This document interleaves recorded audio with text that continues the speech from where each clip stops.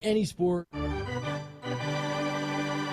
The following is a special sports broadcast presentation of Talk Radio WRNR Martinsburg. Play ball! It's time for the fun and excitement of West Virginia high school baseball. Today's game is being brought to you by Miller Honda, Cox Holiday Professionals CPAs, the Brown Funeral Homes, Miller's Chrysler Dodge Jeep Ram, the Marius Group at Ameriprise Financial, WVU Medicine Berkeley and Jefferson Medical Centers, Parsons Ford, Bechtel Jewelers, Procter & Gamble, pgcareers.com, WH Miller Systems, DNN Auto, The Mortgage Center, the Hagerstown Suns, Haas's Steak and Sea, Bears Repair, The Final Score, and Atlantic Security. And now for the pregame show. Let's go out to the field and join our Talk Radio WRNR broadcast team.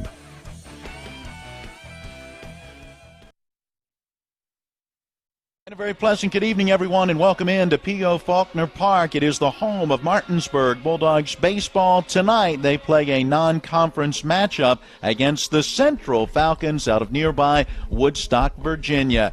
For Talk Radio WRNR and at TV 10 Sports, I'm Matt Miller along with Matt Crawford, John Alderton running our TV 10 camera, and Caleb Valero is at the studio. We welcome you into the Procter & Gamble broadcast booth. For information on a career with Procter & Gamble in Berkeley County, visit pgcareers.com. Well, Matt, an interesting matchup here today as Martinsburg comes in at 22 wins, 7 losses on the season, nearing the end of the year. The regular season wraps up the end of this week, and you can play up to 32 games, and they're right on the verge of that. Meanwhile, the Central Falcons come in at 9-5, having played 14 games so far on this season. They still have 6 left in their regular season. That will go 20 games. Yeah, and it's an interesting matchup here tonight just because we don't get to see a whole lot of outside area teams when it comes to baseball season. We've been lucky, and we were able to get, for a good cause, able to go down and do that Moorfield-Hedgesville game, and now we're able to see Central up here taking on Martinsburg. So it's been a fun over the last couple of weeks, been able to see teams from outside the Eastern Panhandle. Well, the Falcons, winners of 5 of their last 7 games. That is since a 4-1 loss against Martinsburg back on April the 1st. So it was 1 month ago when these teams met down in Woodstock, Virginia. Last time out for the Falcons was just last night, Tuesday, and they suffered a 6-4 loss on the road at Madison County, and that snapped a 5-game winning streak. Meanwhile, for Martinsburg, they come in winners of 2 in a row, 7 of their last 8. Martinsburg was on the field right here on Monday night. They scored a 9-5 victory over Moorfield, looking to keep those winning ways going here this evening. Well, the pregame show being brought to you by W. Harley Miller Systems, providing custom integration services for home and office automation, home theater, networking, audio-video distribution, and more. Find them online at WHMsystems.com or phone 304-350-1931. When we come back, we'll hear from both head coaches, get some of their thoughts on where their team is at this stage of the season and tonight's matchup. It's West Virginia High School baseball on Talk Radio WRNR and TV 10. When you're hurting, we're here. When things are confusing, we're here. When you need answers, we're here. Brown Funeral Home. We've been caring for families like yours for generations, since 1880. Whether you want to plan ahead or you need us now. Our families are precious to us, and so are yours. Brown Funeral Home in Martinsburg, Inwood, and Charlestown Ranson. We're here when you need us. If you hang the WVU Medicine sign, certainly has helped take us to another level. He literally saved my life. It's just mind-boggling to me that he was able to do what he did. We're able to affect much more of a difference for our patients with these resources. Having people treated locally enhances their overall care. They treat you great, and they're down to earth in the West Virginia way that all West Virginians treat each other.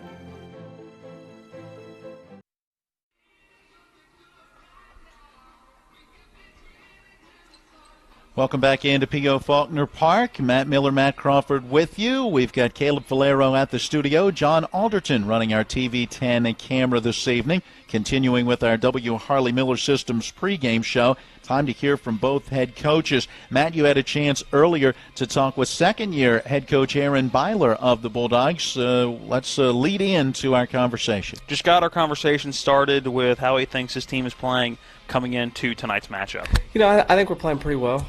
Ultimately, the goal is to play our best baseball this time of the year, and I think we're doing that. And even though these last 3 games don't matter, you know, I just told the guys that it's important to make sure that we do the right things and play clean and play good baseball, because, you know, you might not think it matters, but the way you're playing these last couple games will most likely transfer over into sectionals. What do you know of this Woodstock team? Playing them once already this year, what are you seeing them coming down here? You know, I think they're a good baseball team. It was 4-1 when we played down there. Trey Sign pitched a great game. Trey's on the mound again tonight, just the way the rotation kind of worked out. Not necessarily something we like to do all the time, but this will be Trey's last start before sectionals. You know, make sure he's got good rest, and if he like I tell you all the time, if he throws strikes and we catch the baseball behind him, we should be all right. The regional and sectional rankings coming out earlier today. You guys, the number 2 team in the region, number 1 in the section. You like that seeding? I do. You know, we're happy with it. The guys are happy to be the 1 seed in the section and get to play at home for as long as we're in the tournament. And I think our home record is very good at 13-1, with our 1 loss being the first game of the year. And we're excited to wear the white pants and be at home. When you look at trying to keep everybody focused, you mentioned earlier in this interview, and it's a little bit harder knowing that your fate for the playoffs is already sealed? It's, you know, focus this time of year when you have a group of seniors, you know, is sometimes, you know, you got to balance it because they got all kinds of things coming up with graduation and prom, and sometimes baseball is the last thing on their mind. But we have to make sure that they're focused in and making sure that they're ready to go. As far as the sectional ranking goes, I don't think it'll be a problem. I mean, these guys get to play a baseball game. You only get to play so many of them, and then they tell you can't play anymore, right? So that's kind of my message to them before the game, is just enjoy every moment and make sure you enjoy tonight. When it comes to tonight's game, is this kind of the start of making sure everybody has enough rest and not having guys go deep into ball games, or will that come later this week? You know, it kind of started on Tuesday night with Ashton. You know, that was his last start. Tonight's Trey will be on, you know, as long as he can go, he's going to go. And, you know, we'll figure out who's going to go tomorrow night, whether it be Daryl Pope or Ryan Barger, and that'll be their last start. We'll probably try and mix some guys in there, too, to make sure they're rested. And, yeah, you know, ultimately the goal is to win section, and we have to make sure we're set up to do that. Coach, thanks for the time. Good luck tonight. Thanks, Matt. And there you hear from Aaron Byler in his second year leading this Martinsburg program. Matt, early on in his comments, he talked about, you know, even though these last 3 games don't mean anything, and the reason behind that is the regional rankings, and thus the sectional pairings were announced earlier today. The coaches voted yesterday, and earlier this morning, the ratings coming out. Jefferson will be the top team in the region, followed by Martinsburg at number 2. Then comes Hedgesville, then Spring Mills, Musselman, Hampshire, and Washington, and that means in Region 2 and Section 1, Martinsburg is the top seed, and next week they'll open the postseason taking on Musselman, while the 2-seed Hedgesville will open taking on the 3-seed Spring Mills, and then we'll begin to work our way from there to a sectional champion. Jefferson on the other side will get a bye, as Hampshire will host Washington in the first game of that 3-team section. And everything shaping up pretty much the way we expected it to. Again, I could have seen the rankings with Spring Mills and Musselman swapped possibly, but I don't think you're going to have too many arguments either way. But other than that, I think everything is setting up just the way that it should and just the way we expected it to. Well, let's turn our attention now to the Central Falcons. Had a chance to talk with their head coach Sean Simones before we went on the air, asking him about where he felt like his team was playing at this stage of the season. Again, in Virginia, playing 12 fewer regular season games. West Virginia, you can play up to 32. They've got that 20-game schedule going at Central. So while they've played 14 games deep into their regular season, and Coach Simone's on where he sees his team. We've been playing pretty good ball of late, although we did get beat last night. Our bats kind of went cold last night, but before our loss last night, we were on a 5-game winning streak. Sitting at the top of our district, playing pretty good ball, solid baseball on fire. But like I said last night, I guess the baseball guys weren't on our side, and we ended up not hitting the ball so much, and we lost 6-4 down in Madison County. Coming back off a long road trip last night. We didn't get back to the school till midnight last night, so back-to-back nights is going to be tough for tonight, but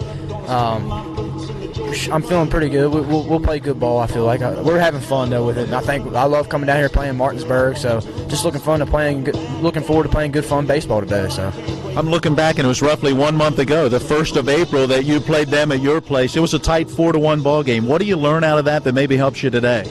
I learned that Martinsburg, they had a great pitcher on the mound that day. They really battled hard, and I learned that these kids have a lot of experience with all the games that they play, and they're a tough ball club, and you got to be ready to play to beat them. And the last year and this game this year, it was 2 good tight ball games. So it's been good tight ball games playing this team. So I'm looking forward to another good one today. So. As you near the end of your season, playoffs right around the corner, what do you want to be seeing from your group right now? I would love to see a good team effort and good solid defense, error-free baseball, good solid base hits, and good quality pitching, and just put all 3 together and come out with a win today. Hopefully it'll be great, and just rally and play together as a team is what I want coming late into the season.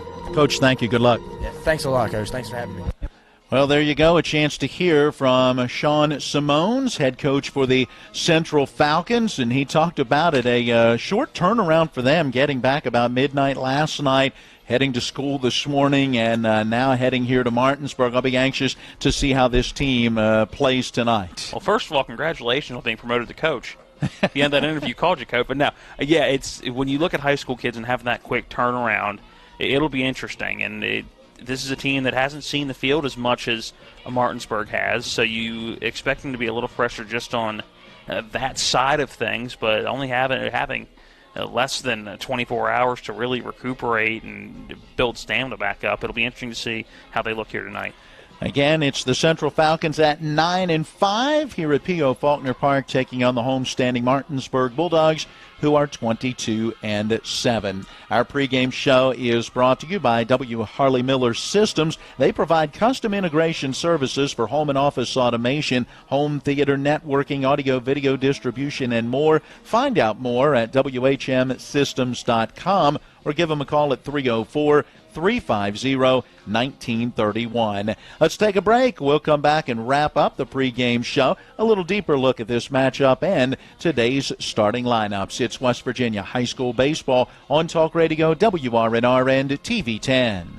Welcome to La Bella Vita, named for my Grandma Vita. Our mountaintop getaway honors her legacy while complementing the home's spectacular views.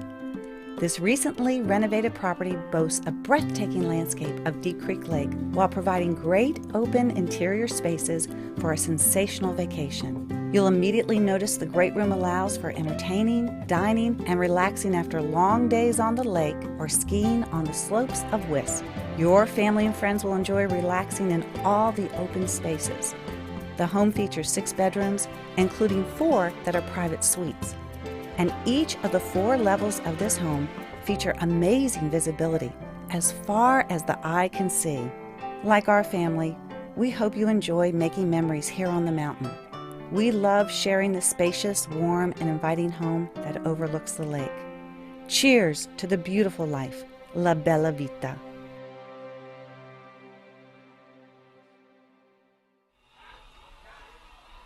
Good pitch.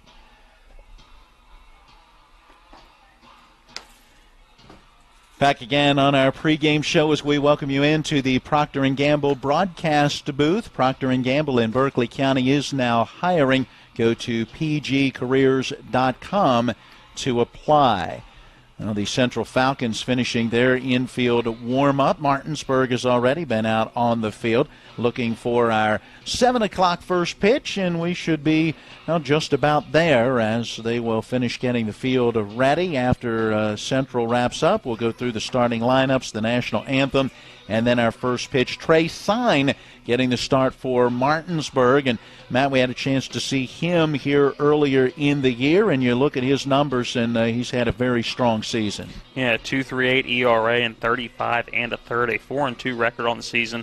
35 hits given up, 18 runs, only 12 are earned runs going directly towards him. 29 strikeouts to 16 walks. So the walks about where you'd like, or about where most pitchers are going to be at this point in the season when they've thrown that many innings. But you look at strikeouts, and he's not going to be an overpowering, blow-it-by-you kind of guy, but he's a guy that can find his locations and is going to get guys swinging at bad pitches and hitting ground ball outs and getting lazy pop flies. So he just needs that solid defense behind him. When you look at the 8 runs and 12 earned runs, for the most part, he's had that solid defense behind him. On the other side, it's Brandon Davis getting the start, and he's put up some very good numbers for the Falcons. It looks like we could have a pitcher's duel. Yeah, about half the innings so far, just 15 innings of work on the mound for Mr. Davis. He has a 1-1 record, a 2.33 ERA, so ERA's almost identical. 20 hits given up, 11 runs, 5 of those earned. So again, relatively speaking, it's a lower sample size, but basically a 2-for-1, a run to earned run ratio. So his defense hasn't been quite as sharp behind him as the Dogs have been behind Trey Sign. 11 strikeouts to just 2 walks. So 2 walks over 15 innings, that's not bad at all. That means you're averaging just about a walk a game. Well, the question will be which one of these offenses can rise to the occasion. Clearly, Martinsburg has been swinging it well as of late. The Falcons, when you look up and down that lineup, they have a couple of spots that, don't have as many hits as you might think in that given spot in the lineup. We'll see if those holes in the lineup are something that Trey Sign can take advantage of. The umpiring crew on hand, a 2-man crew working this one. Our umpires and head coaches will be meeting in just a moment to exchange those lineup cards, and this is what they will look like. Let's bring you our starting lineups, which are a service of D&N Auto. They are located in Martinsburg. Family owned and operated since 1974. They specialize in exhaust alignments and tires. Set up your appointment by phoning 304-267-4078. For the Central Falcons, led by head coach Sean Simones, assisted by Jared Hoover and athletic director Justin Broman. For the Falcons, the shortstop is Silas Rowling. He's in the leadoff spot. He'll be followed by the right fielder, Jeremy Vier. The number 3 hitter at second base, Sam Shiflett. Hitting in the cleanup spot, the designated hitter, Andrew Daugherty. He bats in the true DH role for today's starting pitcher, Brandon Davis. The number 5 hitter is third baseman, John French. Batting 6th and doing the catching is Greg Bartol. Batting 7th at first base, Kellen Hoover. The number 8 hitter is the left fielder, Michael French, and batting 9th playing center field is Chase Helsley. So again for the Falcons, Rowling, Vier, and Shiflett, followed by Daugherty, French, and Bartol. Hoover, French, and Helsley round out the batting order with Davis on the hill. For the Martinsburg Bulldogs, 22-7 on the season, led by second-year head coach Aaron Byler, assisted by Kurt Zarnecki, Bo Bartley, Buzzy Jackson, and Larry Cooper. For the Bulldogs, shortstop Grant Harmon will be in the leadoff spot. He's followed by first baseman Nicholas Wright. Batting third at second is Ashton Stobbs. Today's starting pitcher is in the cleanup spot. It's Trey Sign. Batting fifth, the catcher, Aaron Pearson. The number 6 hitter in center field is Darryl Pope. Batting 7th, left fielder, Camden Burnett. The number 8 hitter is the designated hitter, Elijah Banks. He is batting for today's starting third baseman, Ryan Barger. And finally batting 9th is right fielder, Austin Bartley. So again, that's Harmon, Wright, and Stobbs, followed by Sine, Pearson, and Pope. Burnett, Banks, and Bartley round out the batting order with Barger at third. Martinsburg in the dugout off the third base side, wearing the white baseball pants, the orange jersey tops, black lettering and white trim, the white hat with a black bill, and the orange M on the front of that cap. For the Central Falcons, they'll be in the dugout off the first base side, and they will wear the gray baseball pants, the blue jersey tops. They have white lettering and trim, and the blue helmet with the C for Central on the front of that helmet and cap when they're out in the field. Mostly white trim, but they do have some gold as a part of their color scheme as well, blue and gold, but not a whole lot of gold on these uniforms. Well, Matt, we were hoping the rain was going to hold up, and for the most part it has, but actually starting to spit a little bit here.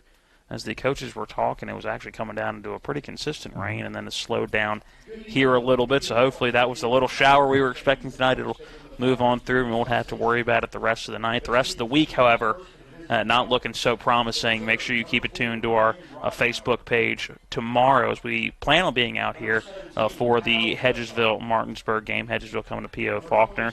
That's scheduled right now to be a 7 o'clock first pitch, a 6:40 pregame following Miller time at 5. But again, stay tuned to our Facebook page for any of those cancellations all around the area for EPAC baseball. And a special night at the ballpark tomorrow night, as it will be Strikeout Cancer Night as well as Senior Night. So certainly hoping that the cloudy skies do not produce rain as we go through this one or through tomorrow evening. Would love to be able to get these games in. All of our EPAC teams are scheduled to be in action this evening, but a lot of them on the road. Hedgesville is at Fort Hill, Musselman at Berkeley Springs, Spring Mills visiting Petersburg, Jefferson at Hampshire. Washington was home against Potomac Falls, and that game probably already wrapping up. We'll check the game changer here in just a moment and see if we can bring you a final from that one. By the way, starting lineups were a service of D&N Auto Specialist, where honesty is their best policy.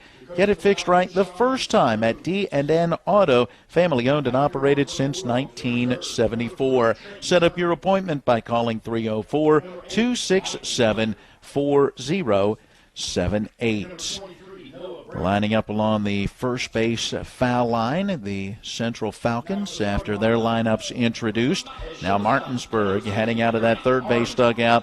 They will have the reserves lining up along the foul line, and the starters will make their way out onto the field as the Dogs will line up in the tradition, if you will, of the three players right around the mound representing the first baseman, the pitcher, and the third baseman. The middle infielders then will gather at the second base bag, and the outfielders will gather in at center as we pause for the national anthem. Cloudy skies and some light sprinkles around the area. Do you have a final from that Potomac Falls-Washington game? A 9-3 win for Potomac Falls, so Washington's tough season continues.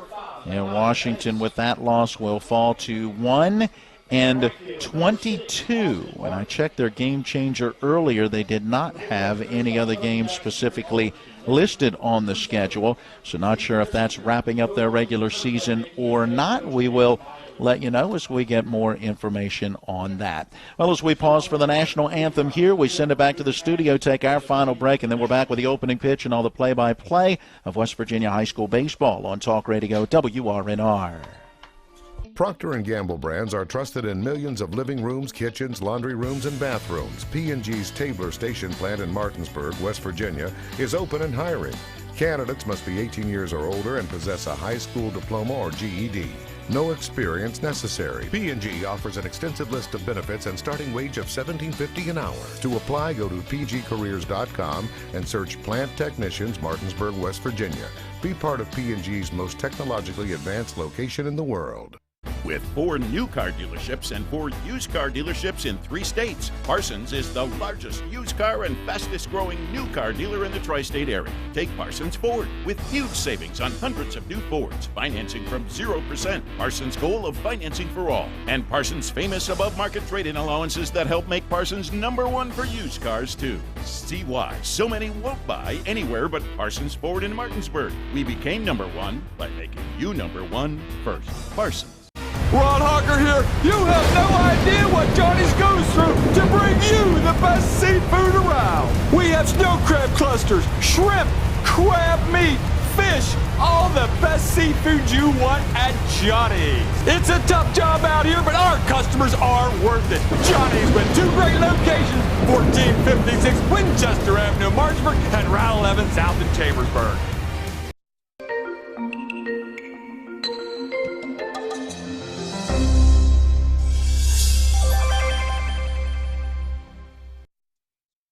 I didn't realize he had gotten into umpiring. Yes, he did. He's been here I've seen him for Davey's first varsity shooting.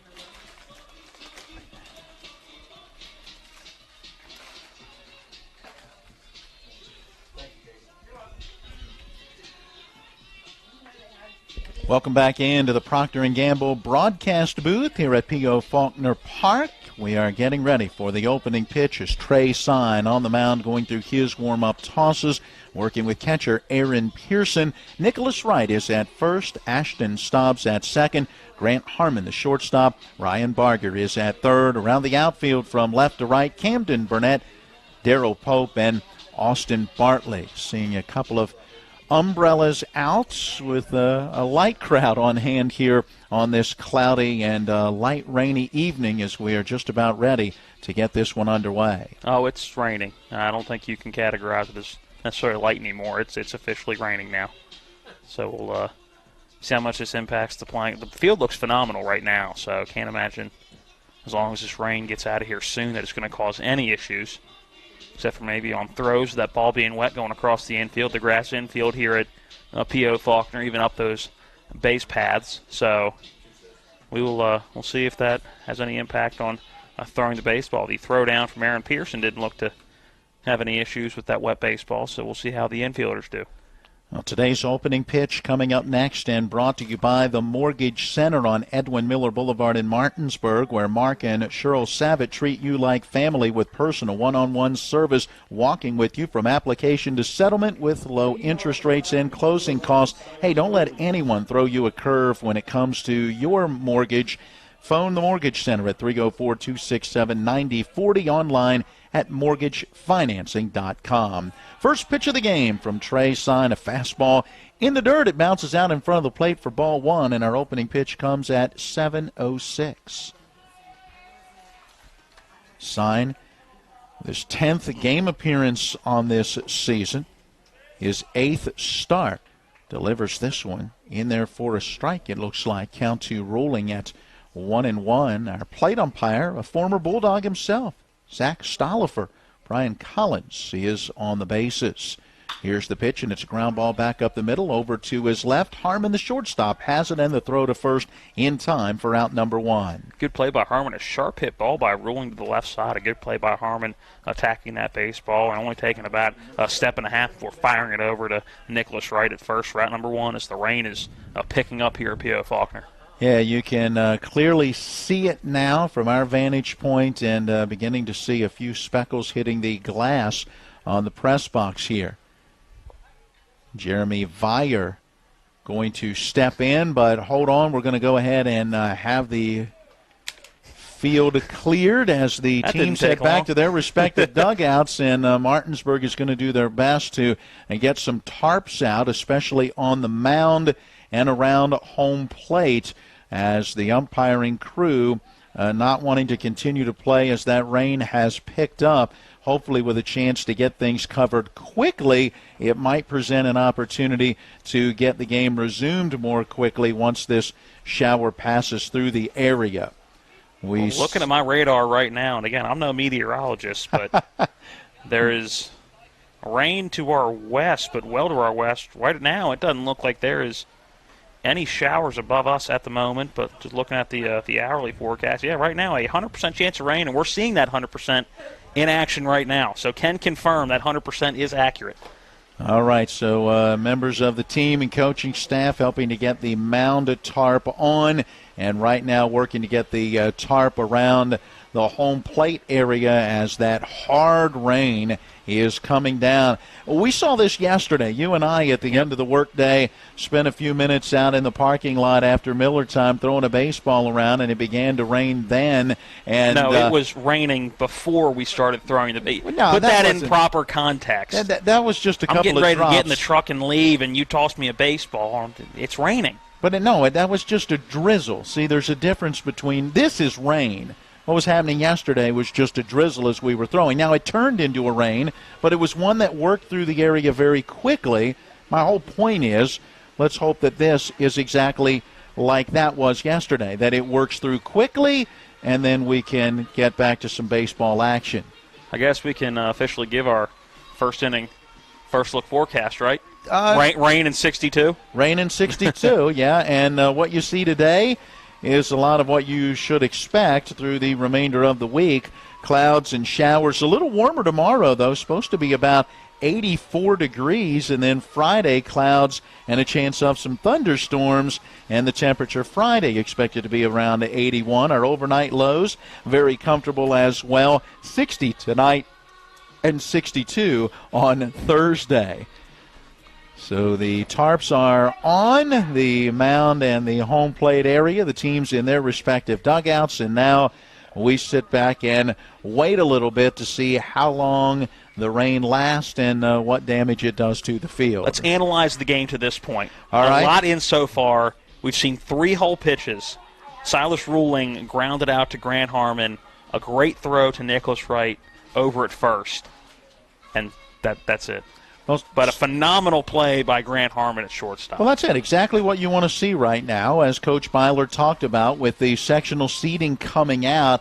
You know, what you're playing for right now is consistency, to be playing your best baseball, to keep going what has been going. And what has been going for Martinsburg, it's been a little bit of everything. And they've won 2 in a row. 7 of their last 8, 13 of their last 15, stretch it out to 16 wins in their last 19 games. And that's the reason, I think, that they ended up getting that number 2 seed in the region. That gives them the number 1 seed in the sectional tournaments. Yeah, and I think they're playing well. And this is a team that didn't get off to the hottest start, but also didn't have a full roster and a healthy roster to start this season. So I think they've done a good job after dropping, the first 3 of this season? Yep. Starting 0-3, I think they've done a very good job of adjusting, getting everybody healthy, keeping everybody healthy for the majority of the year, and getting to where they are right now with a phenomenal record coming into tonight's game at 22-7 as the rain picks up even more here at P.O. Faulkner Park. Some puddles right around the tarp at home plate. So far, nothing in the infield. The infield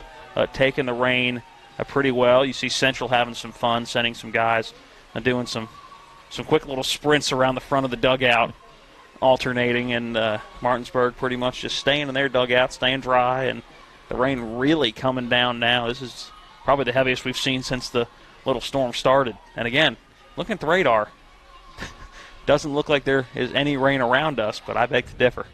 Well, hopefully, again, it will be a quick passing storm. The first pitch came at 7:06. The rain delay started at 7:09. 3 minutes of baseball, and now we see how long we will wait. Let's send it back to the studio. We'll take a 2-minute timeout, and then when we come back, we'll talk a little Washington Nationals baseball as the Nationals fell last night to the St. Louis Cardinals. Those 2 teams scheduled to play Game 3 of a 4-game set in D.C. tonight. We'll talk a little more about that, check in on that action as well when we return to P.O. Faulkner Park. We are in a rain delay in the top of the first inning. Base is empty, 1 away, and there's no score. We only make home loans, so we better be good at it, and we are. It's that simple.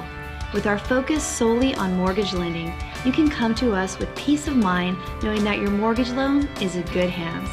As one of the nation's largest private lenders, our focus is on helping you get into your new home.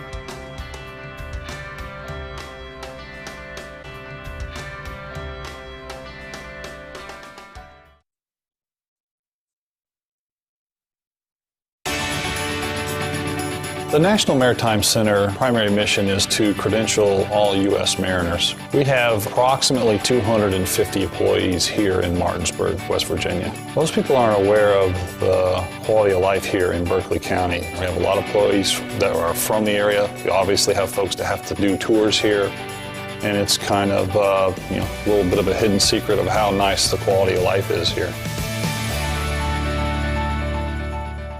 Procter & Gamble brands are trusted in millions of living rooms, kitchens, laundry rooms, and bathrooms. P&G's Tabler Station plant in Martinsburg, West Virginia, is open and hiring. Candidates must be 18 years or older and possess a high school diploma or GED. No experience necessary. P&G offers an extensive list of benefits and starting wage of $17.50 an hour. To apply, go to pgcareers.com and search Plant Technicians, Martinsburg, West Virginia. Be part of P&G's most technologically advanced location in the world. It's one of the toughest times you'll ever face when someone close to you passes away. It's a swirl of papers to sign and arrangements to be made, all while you're dealing with grief. At Brown Funeral Home, we encourage you to pre-plan. Pre-planning not only makes things easier for you, it protects you from rising costs. At Brown Funeral Home, our families are precious to us, and so are yours. Brown Funeral Home in Martinsburg, Inwood, and Charlestown, Ranson.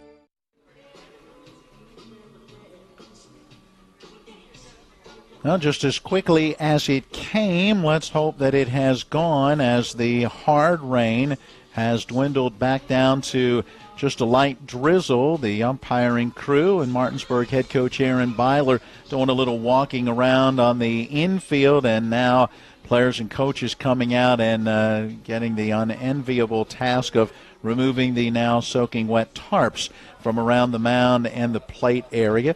Does not look too bad. We've got a little bit of water around a home plate on the outskirts of the dirt circle, and a few little bits of rain, as you can see, around the bottom of the mound. But otherwise, things look good, so I don't think it's going to take too much longer, and we will get back to action here at P.O. Faulkner Park. Again, we're in the top of the first inning, no score. Silas Rolling grounded out to short on just the third pitch of the first at-bat of the game, and now we are in our rain delay. All right, Matt, we said we'd talk briefly about the Washington Nationals. Another tough one yesterday as they fell 3-2 to the Cardinals. The Cards trending in the right direction.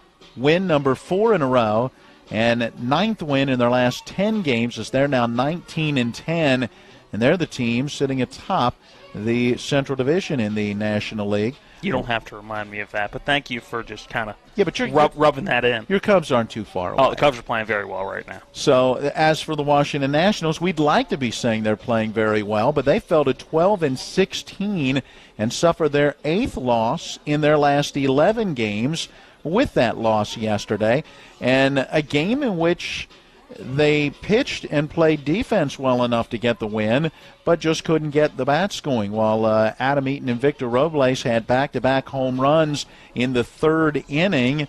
It was a 3-2 loss, all the runs that they could get, as they ended up going 0 for 6 with runners in scoring position and left 9 runners on base in a 1-run loss. That's how it goes for the Nationals, right? That's how it's gone the last year plus. And down under Davey Martinez, and if you missed it in our Miller Time show earlier, a poll done by NBC Sports Washington down in D.C., they did a poll, what do you blame the Nats' woes on at the moment? There were 4 options. One was pitching, one was hitting, one was defense/injuries, and one was managing. And an overwhelming 45% said managing. And right now, I think it's Davey Martinez not being able to get the best out of his players. Earlier on in the season, it was him not being able to manage a bullpen properly. It's not using guys coming off of injury in the proper position or using them like they should be coming off of injury. So right now, a lot of the blame being put on young manager Davey Martinez, and unfortunately, that just comes with the territory. Any head coach or manager in a professional sport or any sport is going to be the first to get praised when a team is doing well, but also going to be the first to have to accept all the criticism. I hear you, and I'm not saying it's right. No. I'm not saying it's right. I'm just telling you That's how, in sports, that's how a coach is either going to be the guy leading you to the promised land or the sole reason that you're failing. I understand that and so forth, but I look at just their game right now. Max Scherzer is on the hill tonight, and guess what? They just reached the middle of the first inning, and Scherzer gave up 3 runs in the top of the first inning to the Cardinals.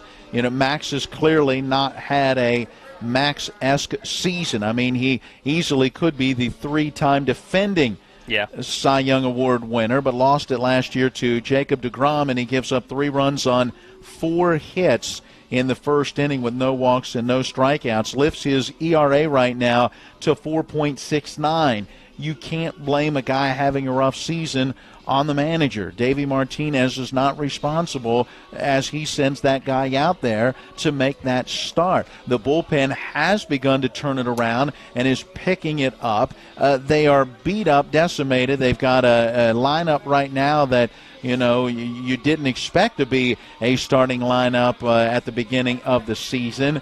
I understand it's pretty easy and it's pretty natural to go right to the manager, but I think a lot of that comes from how it played out last year as well, and that's what has him on the hot seat. Yeah, and I think that's exactly why. Is you're seeing a clone copy of June 1st on of the Nationals 2018 campaign starting here in April and late March of the 2019 campaign. I think that is the sole reason you're seeing a lot of blame put on Davey Martinez, and he's warranted some of it. Again, some of the decisions in the field, some of the decisions, pinch hitters going in, bullpen decisions, some of them have been questionable at best. So he's definitely warranted some of those, but again, he's a young manager still in the feeling out process in year 2. But yeah, I agree with you. Scherzer not having a good year. He was kind of over-reliable, if you will. When you needed somebody that was going to go out and was going to go at least 5 innings, probably at least 6 innings, and give up 3 or fewer runs, you would throw Max Scherzer, and that's just not the guy he's been to this point this year. But knowing Max Scherzer, he's going to come out and he's not going to play like this all year. No, as a competitor, you expect him to be able to make those fine-tuned adjustments and, get back to being the Max Scherzer that you expect him to be. And, hopefully he turns that around quickly. As you said, he's kind of that stopper. He's the streak stopper. So you go through a little bit of a tough time and you drop 2, 3, 4 games. You knew he was going to be on the hill and would keep you in a game. And they're not out of it by any stretch, down 3-0 after a half an inning. But and we'll see. The key thing right now is the Nationals have to at least slow down the bleeding. 4 games under 500 at this moment at 12-16. They can't afford to continue to drop below 500. They've got to be able to begin to put together more consistent play and then put together that winning streak, that 4 or 5 in a row, 6 out of 7, 8 out of 10, to be able to begin to get back up above 500. Because right now the National League East is wide open because, frankly, none of the teams are playing all that great. No, not at all, and time will tell.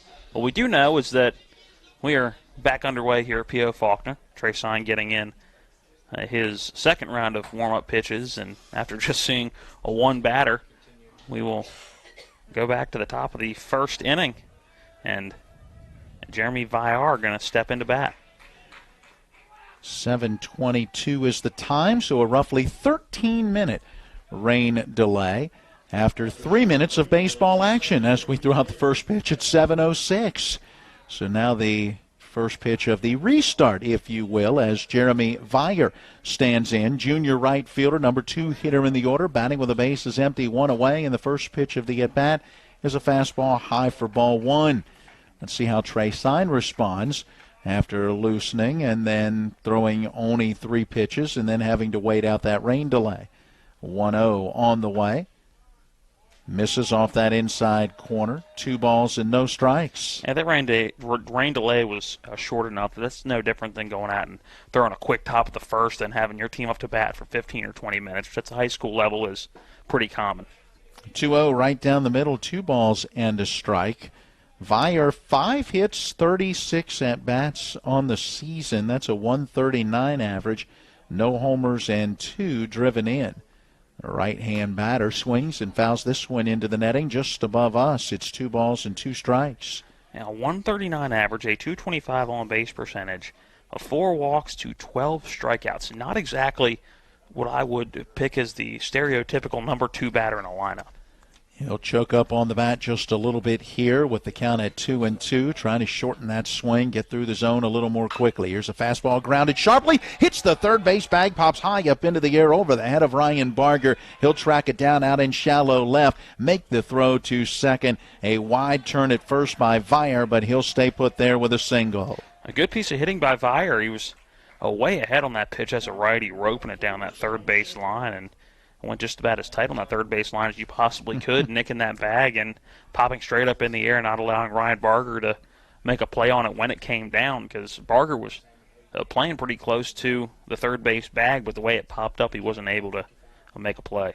Brings up Sam Shiflett, and he takes outside. A little high as well. That's ball 1. Shiflett, a senior, starting second baseman. Bats with 1 out and a runner at first. Nicholas Wright holding that runner aboard. Not a real big lead. Vier stretches it out. A little secondary lead as the pitch comes to the plate. A strike on the outside corner, and it's 1-1. Let's reset that defense with Ashton Stobbs at second. Grant Harmon, the shortstop. Ryan Barger at third. Camden Burnett is in left with Darrell Pope in center and Austin Bartley in right. Aaron Pearson behind the plate. Drops the sign, and the 1-1 from Trey Sign. And the breaking pitch misses high, 2 balls and a strike. I think that was probably a borderline pitch, but Pearson popped up. He was thinking about going back down to first, trying to get behind Vier, but unfortunately I think that, and I'm not sure that would have been a strike either way, probably still a little bit high. Now the 2-1 missing down low, 3 balls and a strike. Shiflett, 18 hits in 48 at-bats, good for a .375 average. No home runs. He's driven in 14. Has struck out only 3 times in those 48 at-bats. Good at making contact. Swings through this 3-1. And now the count full at 3-2. Good pitch by Trey Sign. Took a little bit off of that one and had Shiflett fooled. The payoff pitch due. Let's see what the runner is doing at first. Has his lead. Sign ready. Runner stays. Pitch misses up and in, ball 4. So that'll be a base on balls, putting runners at first and second with 1 away. And after getting the first out on 3 pitches and then sitting through the 13-minute rain delay, it's been a single off the third base bag and a base on balls, and Central has something going. Runners at first and second for the designated hitter, Andrew Daugherty. Daugherty, a senior. Swings and bounces it slowly towards the shortstop. Tough play for Harmon, charging Fields, throws. Good scoop at first by Nicholas Wright, and they do get the out as Daugherty is retired. He does advance the runners, though, as Vier goes to third and Shiflett to second. That was a great play by Grant Harmon on a slow chopper that never even got to the infield dirt, stayed in the grass, and that ball's got to be wet, so a great job by Grant Harmon throwing on the run. A great pick by Nicholas Wright, and as a first baseman with the ground wet as it is, that's a lot easier to judge on the pick because you know it's not going to bounce up as high, but still a great job by Nicholas Wright knowing that and making that pick and getting the bang play at first, round number 2. So with 2 outs, third baseman John French takes high for ball 1. Number 5 hitter in the order.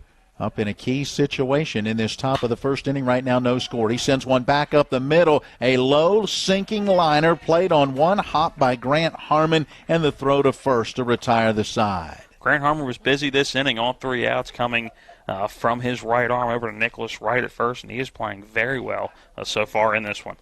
Yeah, very nice play as that ball was sinking. He knew he was going to get an awkward kind of hop, but he got behind that baseball and then was able to kind of gobble it up and make the strong throw to first, and the side is retired. A single and a walk gives Central a couple of base runners. They'll leave them stranded in scoring position, and at the end of a half an inning, it is Central nothing. Martinsburg coming to bat. With 4 new car dealerships and 4 used car dealerships in 3 states, Parsons is the largest used car and fastest growing new car dealer in the tri-state area. Take Parsons Ford with huge savings on hundreds of new Fords, financing from 0%, Parsons' goal of financing for all, and Parsons' famous above-market trade-in allowances that help make Parsons #1 for used cars too. See why so many won't buy anywhere but Parsons Ford in Martinsburg. We became #1 by making you #1 first. Parsons. Ron Hawker here. You have no idea what Johnny's goes through to bring you the best seafood around. We have snow crab clusters, shrimp, crab meat, fish, all the best seafood you want at Johnny's. It's a tough job out here, but our customers are worth it. Johnny's with 2 great locations, 1456 Winchester Avenue, Martinsburg, and Route 11 south in Chambersburg.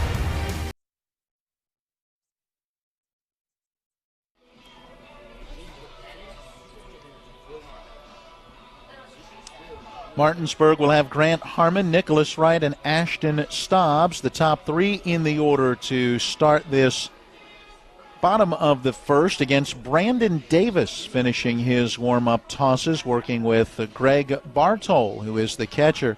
Kellen Hoover is at first, Sam Shiflett at second, Silas Ruling is the shortstop, John French at third.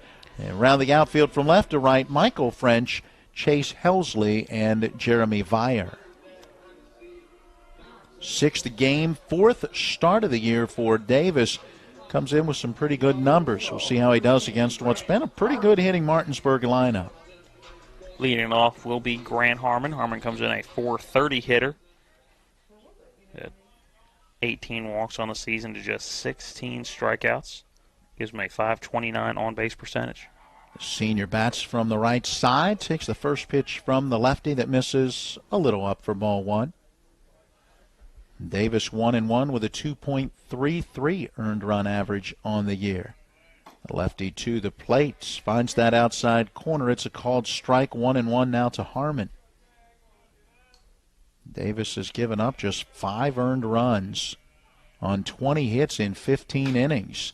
Reaching out, Harmon will send this one into shallow center field, dropping quickly and in front of Chase Helsley, who came charging in and then at the last moment kind of held up and played it on a bounce. And I think that's a play Helsley could have made in center field just based on when he stopped and how much time he had before that ball took a short hop right up into his midsection. I think he could have made a play on that ball, but Grant Harmon helping out Davis a little bit, chasing one that was a little high and up and just hitting it off the end of the bat, but he's on first base right now with a leadoff single for the Dogs. Yeah, kind of muscled it out into shallow center field.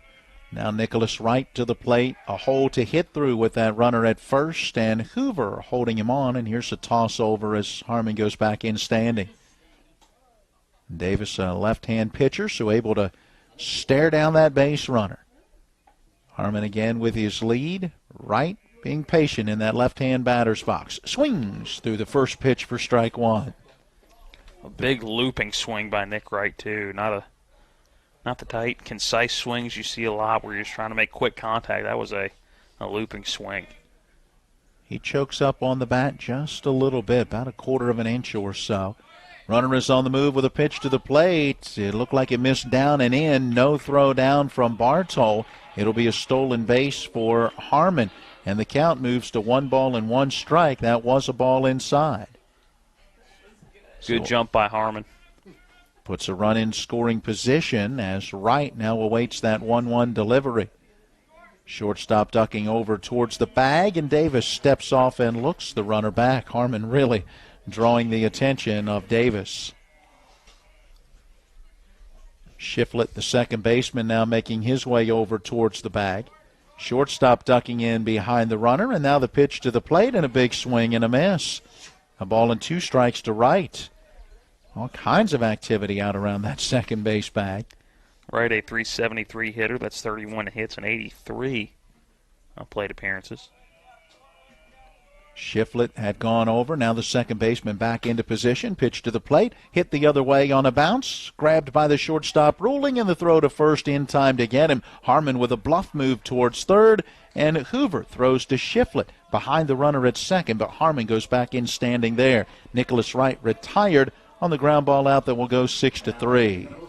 think we can get any other numbers in this one. Now 4 outs between the two teams all have come on that 6-3 put out. And, yeah, Harmon is getting in the head of just about everybody on the base paths right now. Ashton Stobbs to the plate with a runner in scoring position and 1 away. No score, bottom half of inning number 1. We got it started, played 3 minutes, then sat through a 13-minute rain delay. And now we're back to action. First pitch to Stobbs, down and in, ball 1. And I'm not sure I get the defense right now in the field at covering second base by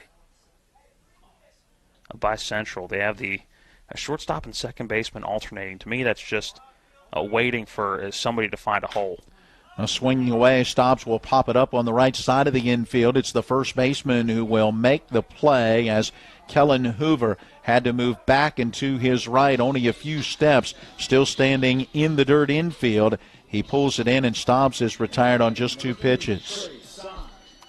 That one came out off the end of the bat, similar to Harmon's, except Harmon was able to muscle his out into center. Stobbs popped it up. Stobbs a little later on that swing than Harmon was. Harmon, pretty good timing. It was just off the end of the bat. That one was a little late off the bat of Stobbs. Brings up Trey Stein. First pitch swinging. He'll pop it up. Backpedaling out into shallow center field. It's the shortstop, and Silas Ruling has that one.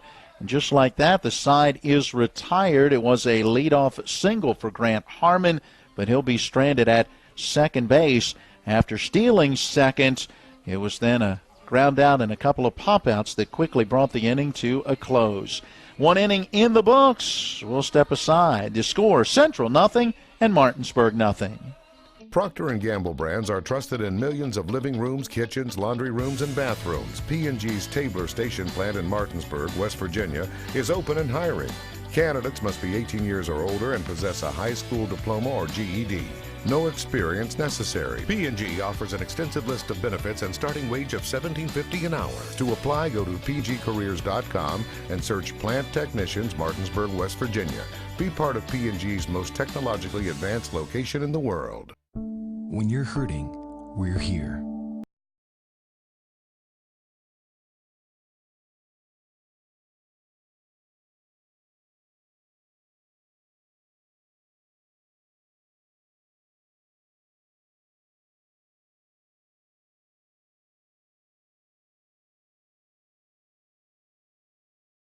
And so are yours. Brown Funeral Home in Martinsburg, Inwood, and Charlestown Ranson. We're here when you need us.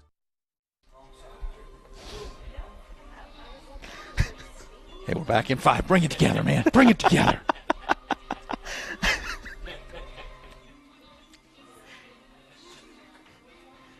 Welcome back into the Procter & Gamble broadcast booth here at P.O. Faulkner Park. Along with Matt Crawford, I'm Matt Miller. John Alderton, our TV10 cameraman, Caleb Falero, back at the studio. We'd like to know what your favorite kind of nut is. Peanut, man. That was our in-between half-inning conversation. Apparently Matt Miller is not a cashew or a almond fan. No. Is anybody really a big almond fan? They're rock hard. Apparently somebody's almond fans. Does anybody like almonds up here? They put them in every candy bar. Okay, 2 the up Hershey here. bar with almonds. You can, what's the Mounds got nuts, or Almond Joy's got nuts, Mounds don't. That's almonds, right? So they put almonds in a lot of candy. So there are a lot of almond people out there.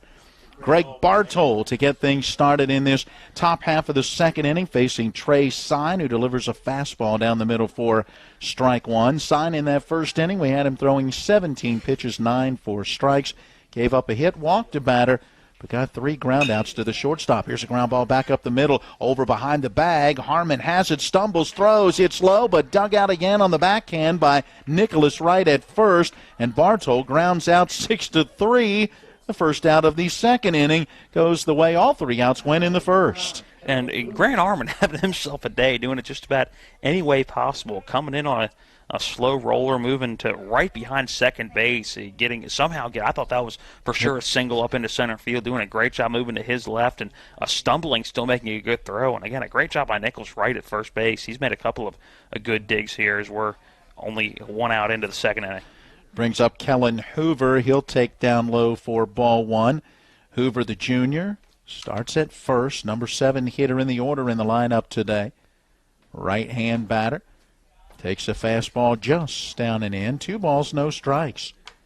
Hoover does have 8 hits in 31 at-bats for a .258 average. No home runs and 8 driven in. Next pitch on the outside corner for a strike. It's 2-1. What got Matt about our nut conversation is that any time I would say cashew, there it is. John Alderton says bless you, because it sounds like you sneeze when you say cashew.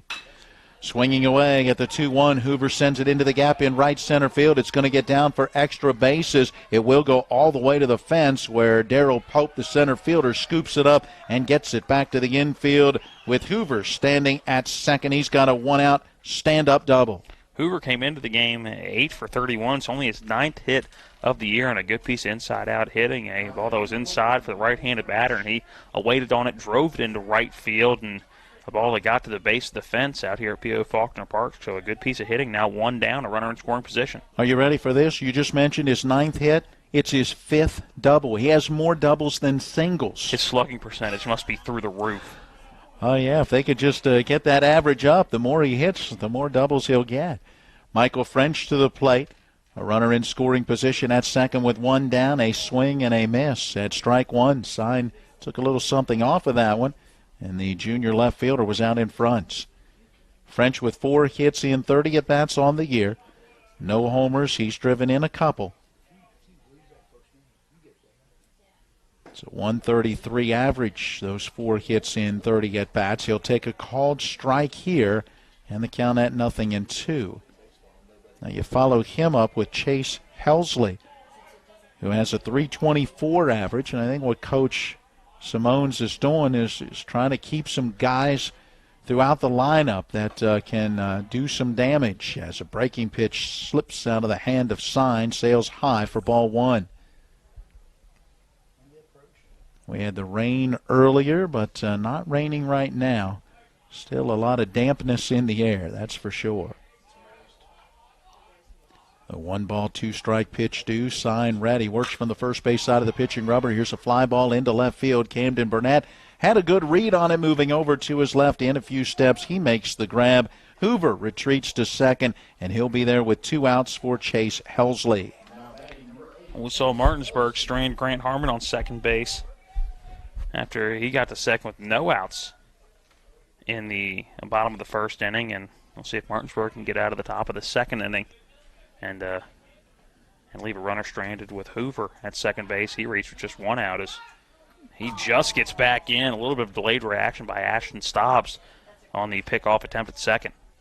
Yes, Stobbs, the second baseman, streaking over near the bag. Trey Sign turned and then gave the throw, hitting Stobbs in stride, and he got to the bag and had to reach down, and Hoover just got back in with that head-first dive. Helsley now at the plate ready, and the first pitch of the at-bat stays high, ball 1. Helsley, a 324 hitter. That's 11 hits and 34 at-bats. He's driven in 7. So looking for RBI number 8 here. He's drawn 10 walks. Bumps that on-base percentage up to .477. Has shown a good eye as he takes this one down low. 2 balls, no strikes. But ironically enough, while he's drawn 10 walks, he's also struck out 11 times. No score. Top of the second. Runner at second. Pitch to the plate. Hit in the air into shallow right center field. Ranging over is the center fielder, and Darryl Pope is there to make the grab and retire the side. Had a lot of ground to cover, but again, Darryl Pope seemed to get a pretty good read coming off the bat and was able to track it down to retire the side. A 1-out double for Kellen Hoover. He'll be stranded in scoring position at second base. And through 1.5, it remains Central 0 and Martinsburg 0.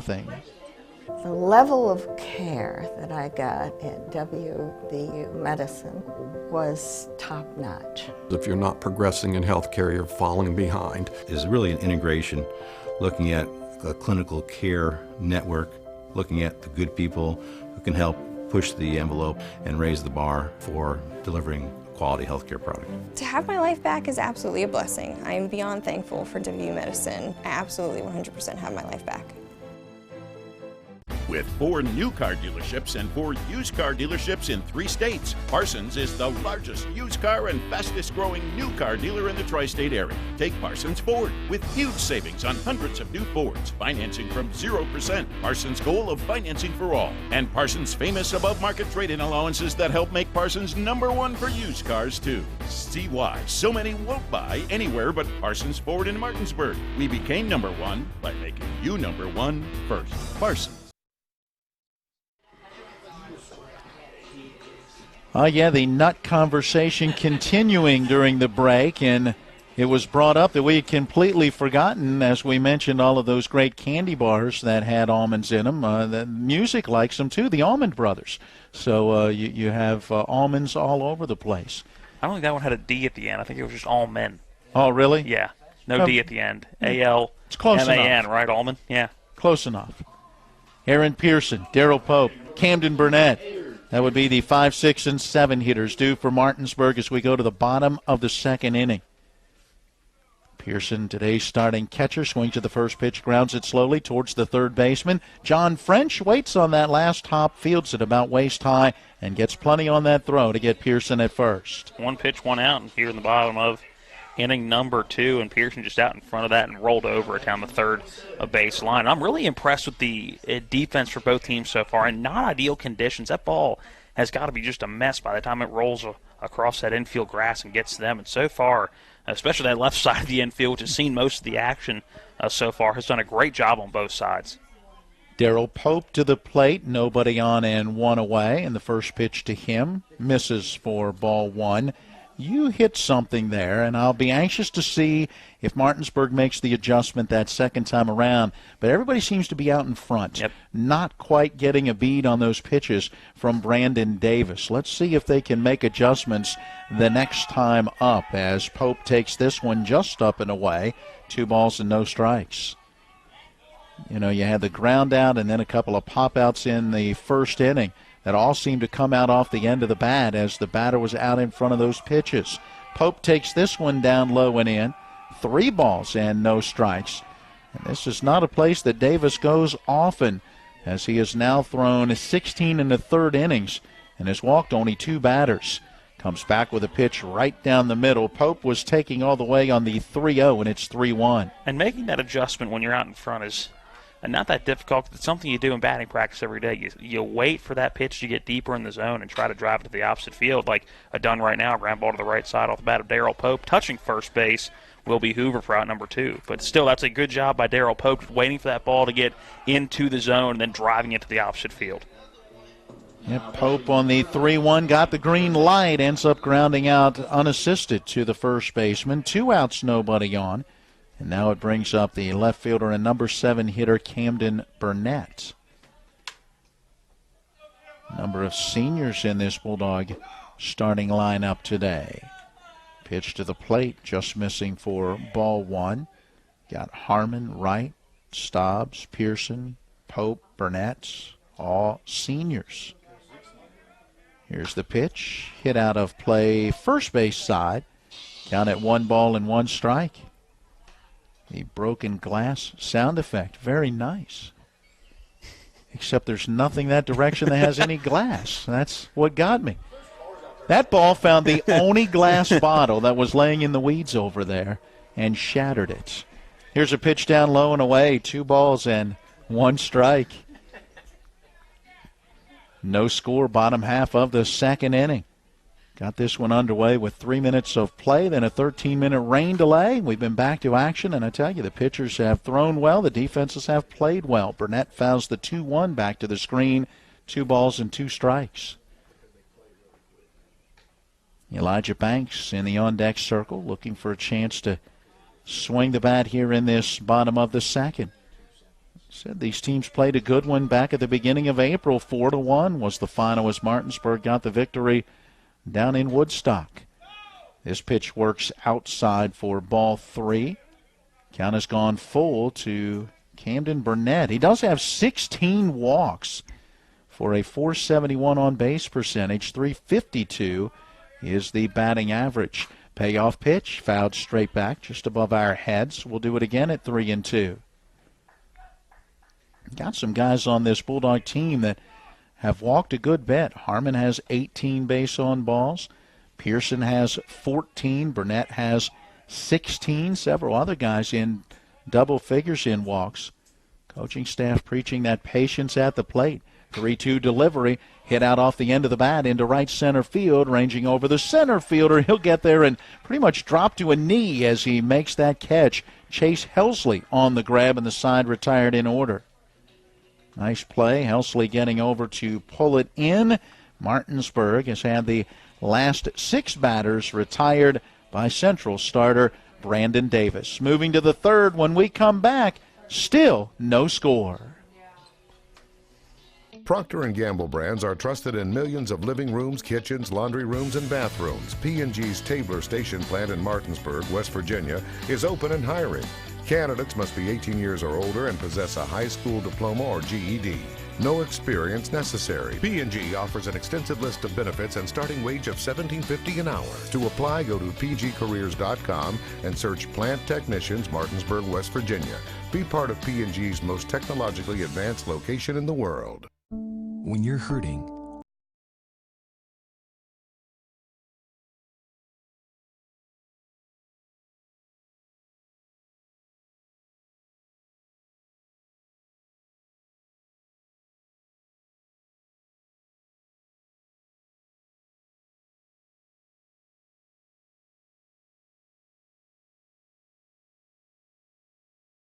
Martinsburg, Inwood, and Charlestown Ranson, we're here when you need us.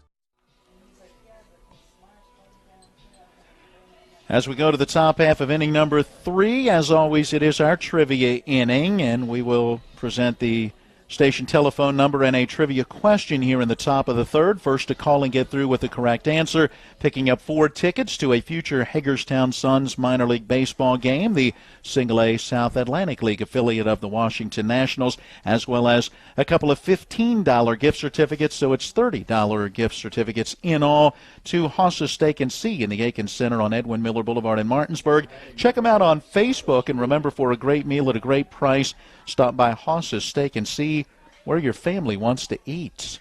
We'll get to it during this top of inning number 3. Silas Ruling, leadoff hitter in the order, up for a second time to face Trey Sign. Ruling started the game with a ground out to short on a 1-1 pitch. Swings to the first pitch here, pops it up, foul territory, first base side, Nicholas right over, and runs out of room. Well, we did it again during the half-inning break. The almond conversation The nut continues. conversation as a whole. It's been a nutty kind of game. You play 3 minutes, you get a 13-minute rain delay, and it tends to kind of make you nuts a little bit, and that's what's going on in our conversations. As our own Jason Colrick chimed in during the break and wanted to talk almond milk. Where does that come from? As we get a breaking pitch from Sign that snaps down in there for a strike. He wants to know the milking process to get the milk from the almond. I do not know. I have no clue how that works. We will have to look it up. Off-speed pitch again. This one stays high. 1 ball and 2 strikes. You ever had almond milk? I'm not sure that I have, to be honest. I have no desire to try it. I've never tried it. I prefer my milk coming from a cow. It's done me just fine to this point in life. Although you're on like a no-milk grind right now, aren't you? I've gotten back into a little bit of milk. Not a lot, but some. Ruling asks for time and steps out. Now that 1 ball, 2 strike pitch. Here it comes. On the inside corner, it's taken for a called strike 3. And Ruling backed out of the zone. That pitch he thought was coming right at the bat his knees. It was a good level, but I think I'm with him from our angle. That looked a bit inside, but Trey Sign will take it for his first strikeout of the game and strike out at number 30 on the year. So 1 away, nobody on for Jeremy Vire. He had a single his first time up as he bounced it off the third base bag. Here's the pitch to him, and it gets fouled off right at the plate for strike 1. Let's get into our trivia question while we have the opportunity. Who is the only NL pitcher, that's National League, who is the only National League pitcher with more wins than the Cardinals' Adam Wainwright since he made his debut in 2005? So it's modern era. Think of 2005 on. Think of some of your top pitchers that come to mind from 2005 on, and see if you can come up with the correct answer. Beautiful breaking pitch on the 0-1 taken by Vire for a called strike 2. One more time, who's the only National League pitcher, again, don't think American League, National League pitcher, with more wins than the Cardinals' Adam Wainwright since his debut in 2005. Here's the delivery to the plate. It misses outside, 1-2 the count to Vire. The telephone number 304-263-6540, 304-263-6540, and you can be the trivia winner. We have another breaking pitch that misses high, 2 balls, 2 strikes. I've just been handed a cell phone. The basic method of modern domestic almond milk production is to grind almonds in a blender with water, then strain out the almond pulp with a strainer and a cheesecloth. That sounds like a lot of work for a little bit of milk as the 2-2 gets driven out of play. It's not milk, it's water. It's almond water. Almond milk can also be made by adding water to almond butter until you get it to the right consistency. Okay. Thank you very much. Crack research staff here in the press box. So there you go. The 2-ball, 2-strike delivery on the way, bounces out in front of the plate, and it's gone to 3-2, and this has turned into a pretty nice at-bat by Vire as he fell behind 0-2 and now has the count in his favor. Also one of the most unique press box conversations that we've had doing ball games. At least the one that's lasted the longest. Do you eat almond milk on cereal? I mean, you treat it just like any other milk? Honey bunches of oats with almond milk. There you go. Swing and a miss at the 3-2 pitch. Vire chased one that may have been just a little up, and that is back-to-back strikeouts for Trey Sign to get this third inning started. And chased a little up and a little in. I think that was a touch inside that inner third. With 2 strikeouts now in the inning. I'm a chocolate milk guy. I want a little Hershey syrup in there. Can I do that with my almond milk? That doesn't sound very appetizing at all. Hershey almond milk? Do they make it? We're on to something here. Sam Shiflett, the batter. He drew a base on balls his first time up. Trey Sign ready with a pitch that misses off that inside part of the plate. First pitch missed as well, so all right, 2 balls and apparently no strikes. Caleb Faleros had almond milk in his coffee, and he says it's not bad. So almond milk in the coffee. Swinging away, here's a ground ball in the hole at short. Ranging over to his right is Harmon. This throw bounces out in front of Nicholas Wright and takes a hop up over his head and ends up going out of play, and Shiflett will go to second base. That'll end up being an E6. Is it an infield hit and then the E6 advances him to second, or did he have a chance to get him? I think he had a chance to get him, unfortunately. And on a night like this, you hate to say you expected it to happen, but with the amount of balls hit at Grant Harmon so far, you almost we're thinking, at least in my head, I'm thinking at some point there's going to be one that is going to get away from him. And Nicholas Wright's been doing a phenomenal job digging balls out of the dirt at first base. That one took a pretty big hop for how damp the ground is. Yeah, he had no chance at that one as he hit in the dirt and skipped right up, or really hopped right up over his head. Swinging away, another ground ball to short. Harmon has this opportunity, and he will again make a low throw, but that one caught right at the top of the dirt by Nicholas Wright, and Andrew Daugherty on just one pitch grounds out 6-3, and it ends the inning. So the 2-out error does not hurt Martinsburg or starting pitcher Trey Sign, as the runner is stranded at second base. And that is now 4 runners, all left in scoring position in the first 3 at-bats for Central. We'll go to the bottom of the third when we come back. It remains Central nothing and Martinsburg nothing. If you hang the WVU Medicine sign, certainly has helped take us to another level. Evolving what we try to do as physicians and as a health system and organization is the mission of WVU Medicine, and it's an exciting mission to be a part of. With the knowledge and the years of practice that they've put into this institution, they know a lot. They can help you, and they've helped me a lot. Having people treated locally enhances their overall care.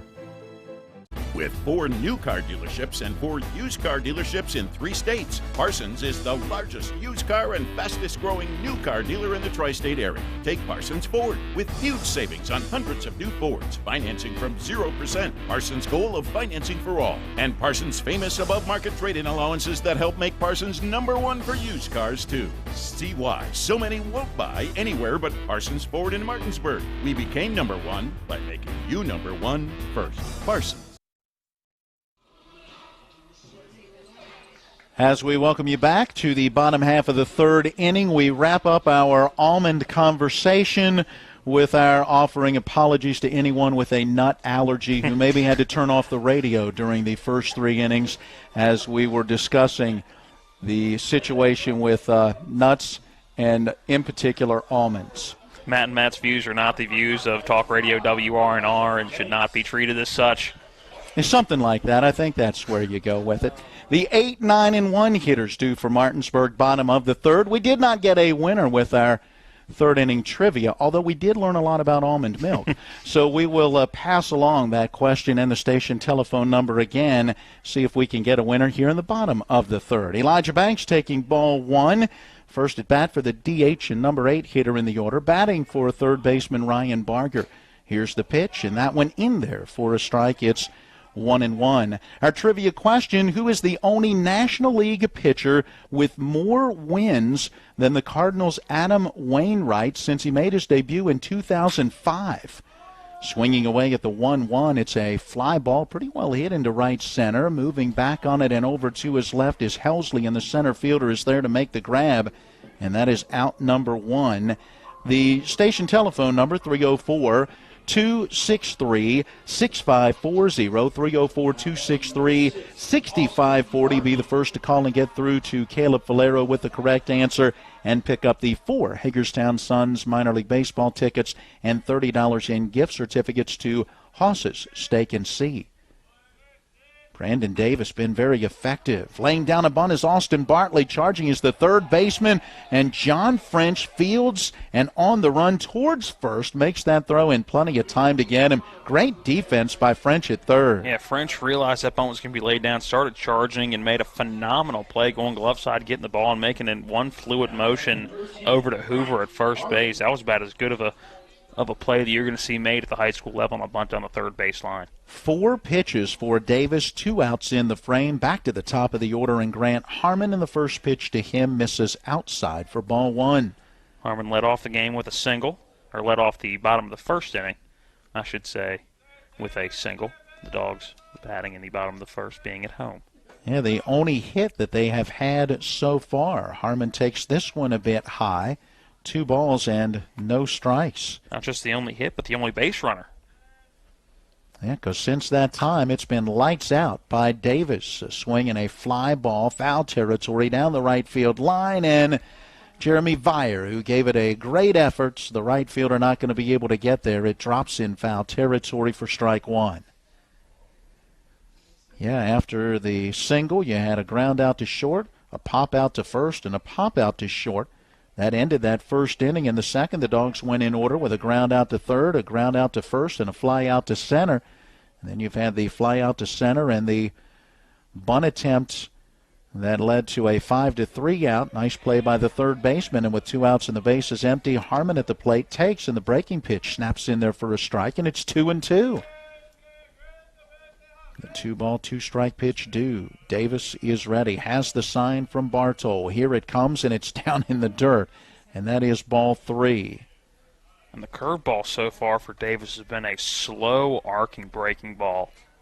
That is just, you'd think there's no way it's going to be a strike from where it starts, but not a whole lot of immediate zip on it, but eventually does break in that zone. A great hit by Grant Harmon out through the gap between third and short in for another single. There it is, a 3-2 pitch, and Harmon able to turn on that one, delivers that base hit into left field. He is 2 for 2, and Martinsburg has a 2-out base runner. That snaps that string of 8 straight retired by Brandon Davis. It brings up Nicholas Wright. Apparently still don't have a winner with our third inning trivia. Let me throw it out one final time. If we don't get a winner, we'll hold on to our prize package for tomorrow night's game. Who is the only NL pitcher with more wins than the Cardinals' Adam Wainwright since his debut in 2005? Think of some solid, strong National League pitchers over the last decade plus. Throw over to first, sends Harmon back in. Hoover holds him on there. 304-263-6540 is the station telephone number. Call Caleb with the correct answer to pick up the prize package. Runner on the move, pitch to the plate, a swing and a miss, and the throw down, not in time. Good scoop by rolling the shortstop right out at the second base bag, but not a chance to get Harmon, who's in on that feet-first slide. And that pitch to Wright was a strike, so the count to Nicholas Wright at 0-1. He's 0 for 1, has a ground out to short. Wright awaiting that 0-1 delivery. Shortstop ducks in behind the runner as the pitch to the plate gets fouled back. And it's 0-2. That went down and in at almost the legs of Wright as he put the barrel on it. And 2 singles in the game for Grant Harmon. Also 2 stolen bases as he's basically duplicated his at-bat and fielding from the first inning and done it here in the bottom of the third. And again, the middle infielders paying some attention, taking turns ducking towards the bag to try to keep him close. Wright takes a pitch that misses outside. Now at a ball and 2 strikes. No score, bottom half of inning number 3. The 1-ball, 2-strike delivery due. Davis comes set. Looks back towards second. Delivers to the plate. Misses down and in. Good stop by Bartol as he keeps it out in front of him. It rolls a little up the third baseline. But that holds Harmon at second. Count now 2-2 to Nicholas Wright. This is where Martinsburg coach Aaron Byler and his staff are hoping that Wright can come up with that clutch 2-out hit. One of those things they're going to need in the postseason. So I want to try to work on all of those things right now. Here's a swing and a ground ball towards the second baseman. Shiflett has it, and the throw to first gets him by about a step.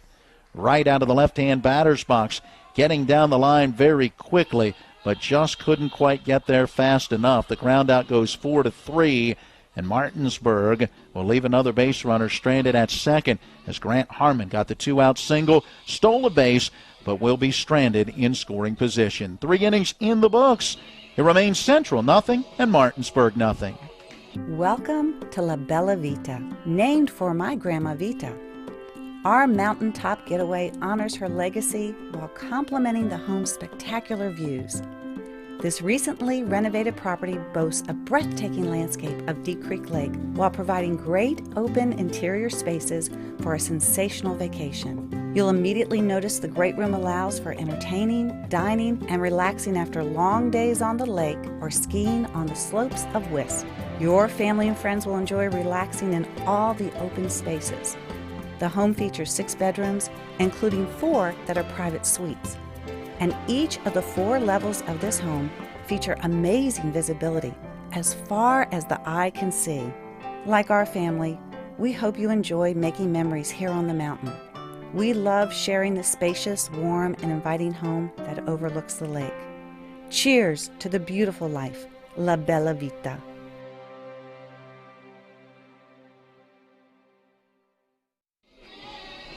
I thought the almond conversation had ended, and suddenly we have popsicle stick jokes that are coming out now involving nuts.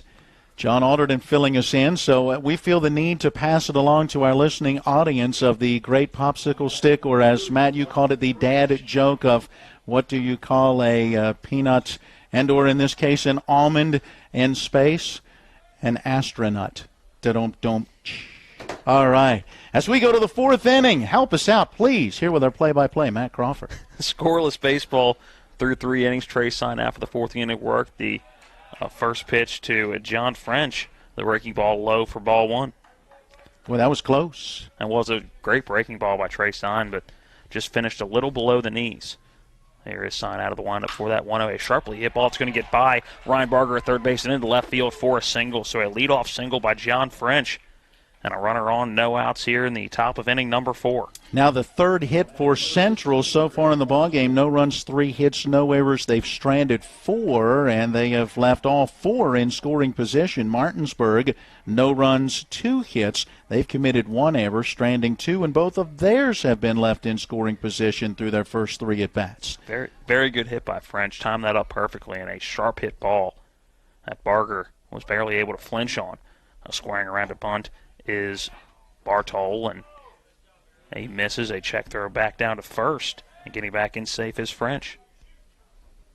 A good snap throw behind the runner by Pearson. That pitch missed. Bartol was able to get the bat back out of the way, as our plate umpire Zach Stollifer says 1 ball, no strikes. Barger now playing well in as he will now charge as Bartol squares around the bunt, then pulls it back and takes strike 1.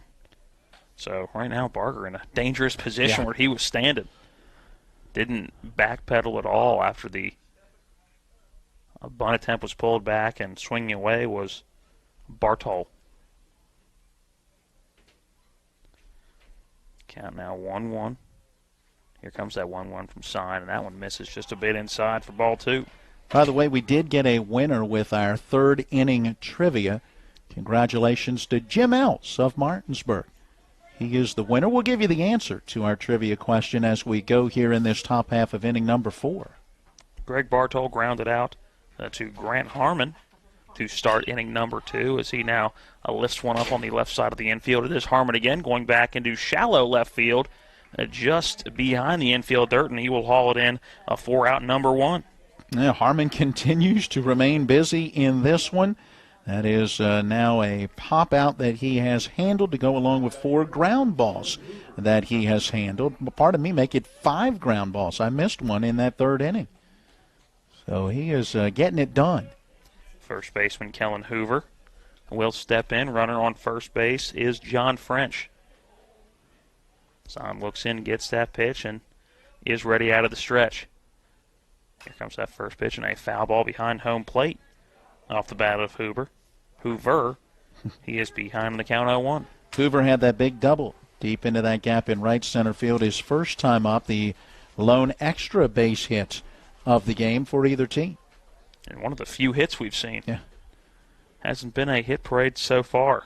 5 combined between the teams. 4 singles and the double last time up from Hoover. Hey, let's get into that trivia question with a quick timeout on the field. I'll throw it out there, and then we'll get to the answer. Who's the only NL pitcher with more wins than the Cardinals' Adam Wainwright since his debut in 2005? Sign, here's that 0-1 and a ball that's slowly hit down the third base line. Barker with it couldn't make the only play he can at first, and airmails Nicholas Wright at first base on a lackadaisical throw, it looked like, from Ryan Barger.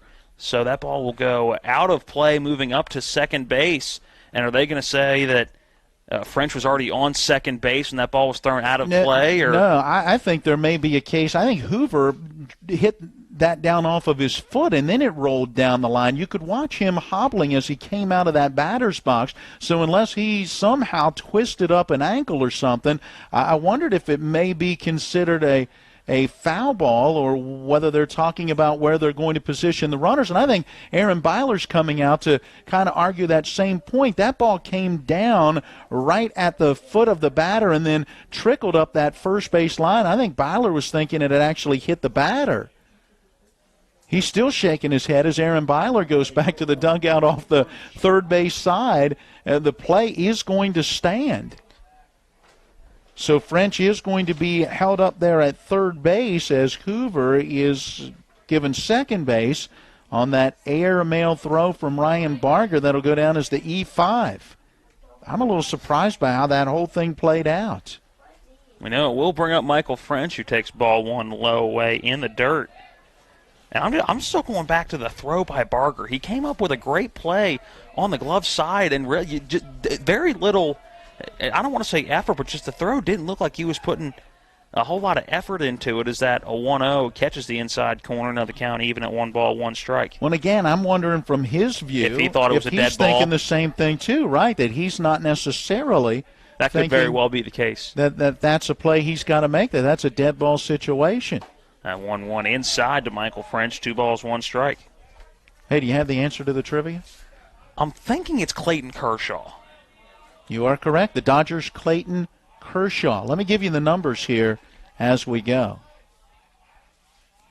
Here comes the 2-1-2. Michael French. He rips one awfully foul down the third base line. Really ended up the left field line as that ball went about 300 feet, but foul. Away in front of that one was Michael French. The count now even at 2 balls, 2 strikes. Now when Mayo went through the window in the storage shed over there, as I heard the shatter of glass again on that deep foul ball down the left field line. That 2-2 pitch from Trey Sign misses high. The count now full at 3 balls, 2 strikes, 2 runners on. John French at third base. Standing at second is Kellen Hoover. Let me give you those numbers. Adam Wainwright, 151 wins, 87 losses since 2005. That payoff pitch, a sharp hit ball, but will go foul on the third base line and out of play. A 3.32 ERA, and that comes in 358 games. Look, I know Wainwright's very good. I wouldn't have put him in that category with Clayton Kershaw. Nope. Not that Not you even think close. of. But Clayton Kershaw, 154 wins and 69 losses and a 2.39 ERA. Again, here comes that 3-2. It's high and inside, ball 4, so the base is now loaded. As we bring up our number 9 batter, Chase Helsley. Not necessarily the worst thing to happen there, as you now get a force out at every base with 1 out in the inning. You still have a chance to maybe turn 2 up the middle and get out of the inning. Ground ball to third or first, you're probably coming to the plate. Helsley, a swing and a cut at one that he fouls off into the netting right in front of us. For strike 1, he was a fly-out victim back in the second. It was Darrell Pope bringing it in center field for the third out of that second inning. By the way, back to Kershaw's numbers, the 154 wins, 69 losses, a 2.39 ERA. That's in 321 games since he made his debut in 2008. Another big breaking ball from Trey Sign that does break in that inside corner for strike 2. So right now, Helsley behind in the count 0-2, and what would be a big out if Trey Sign can get it. Here comes that 0-2, a breaking ball and a check swing at the plate. He did go around for a strikeout swinging. Out number 2 is a strikeout of Chase Helsley, and the bases will remain loaded with 2 outs here in the top of inning number 4. Third strikeout of the game for Sign, and that was a huge one. Now he goes back to the top of the order and faces a batter that he struck out looking his last time up. Batter Silas Ruling, today's starting shortstop for Central. First pitch to Ruling, a breaking ball.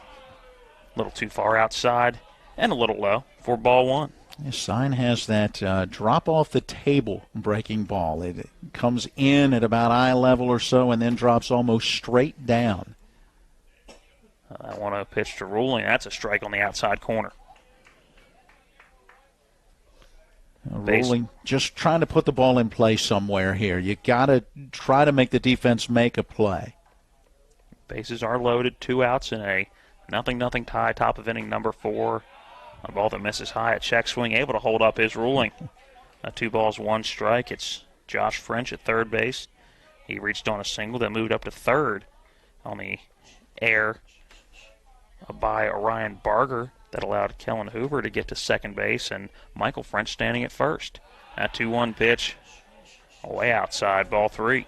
Well, no place to put him. Sign has to find the strike zone here, and you can only imagine that Ruling will be watching.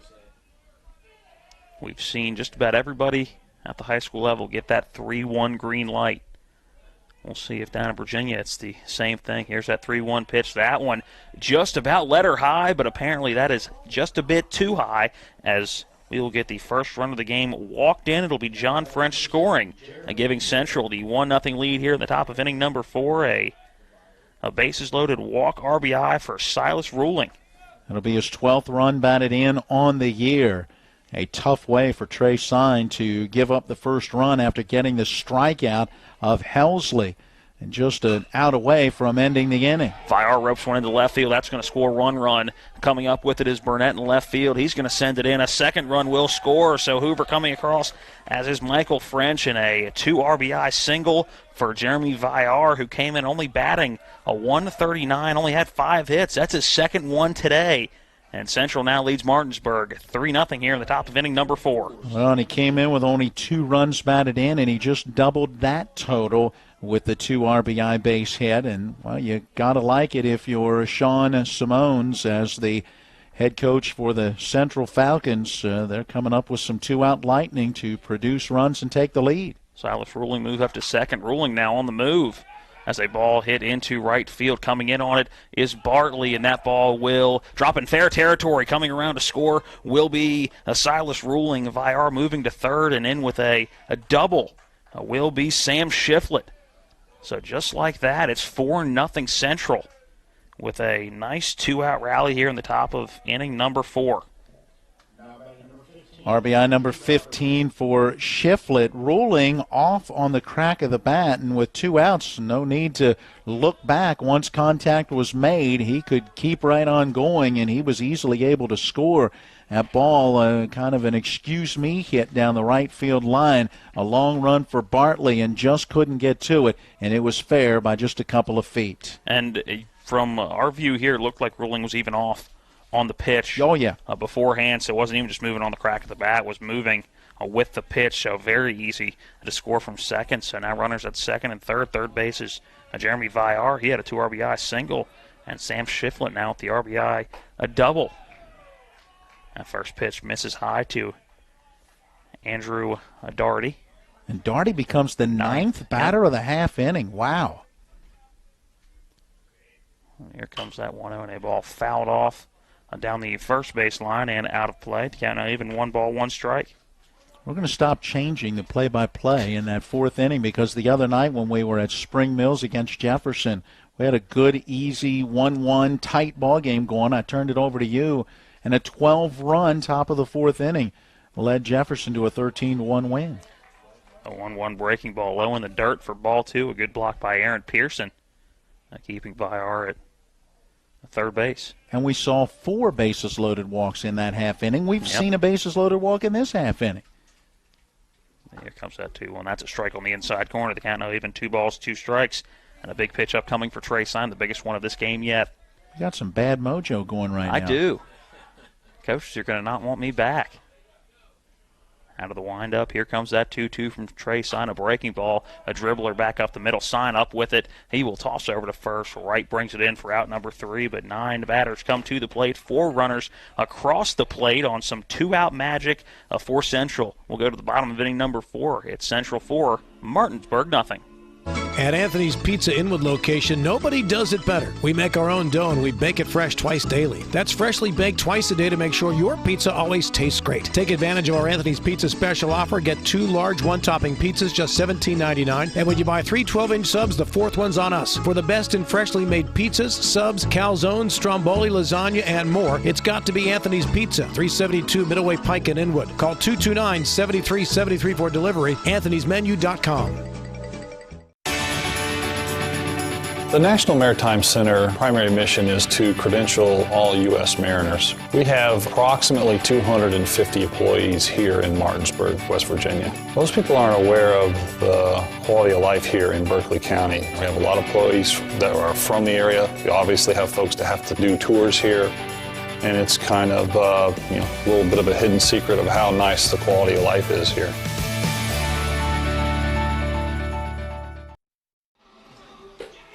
Welcome back into the bottom of inning number 4. It was 4 runs in the top of the 4th inning for Central. Some 2-out magic.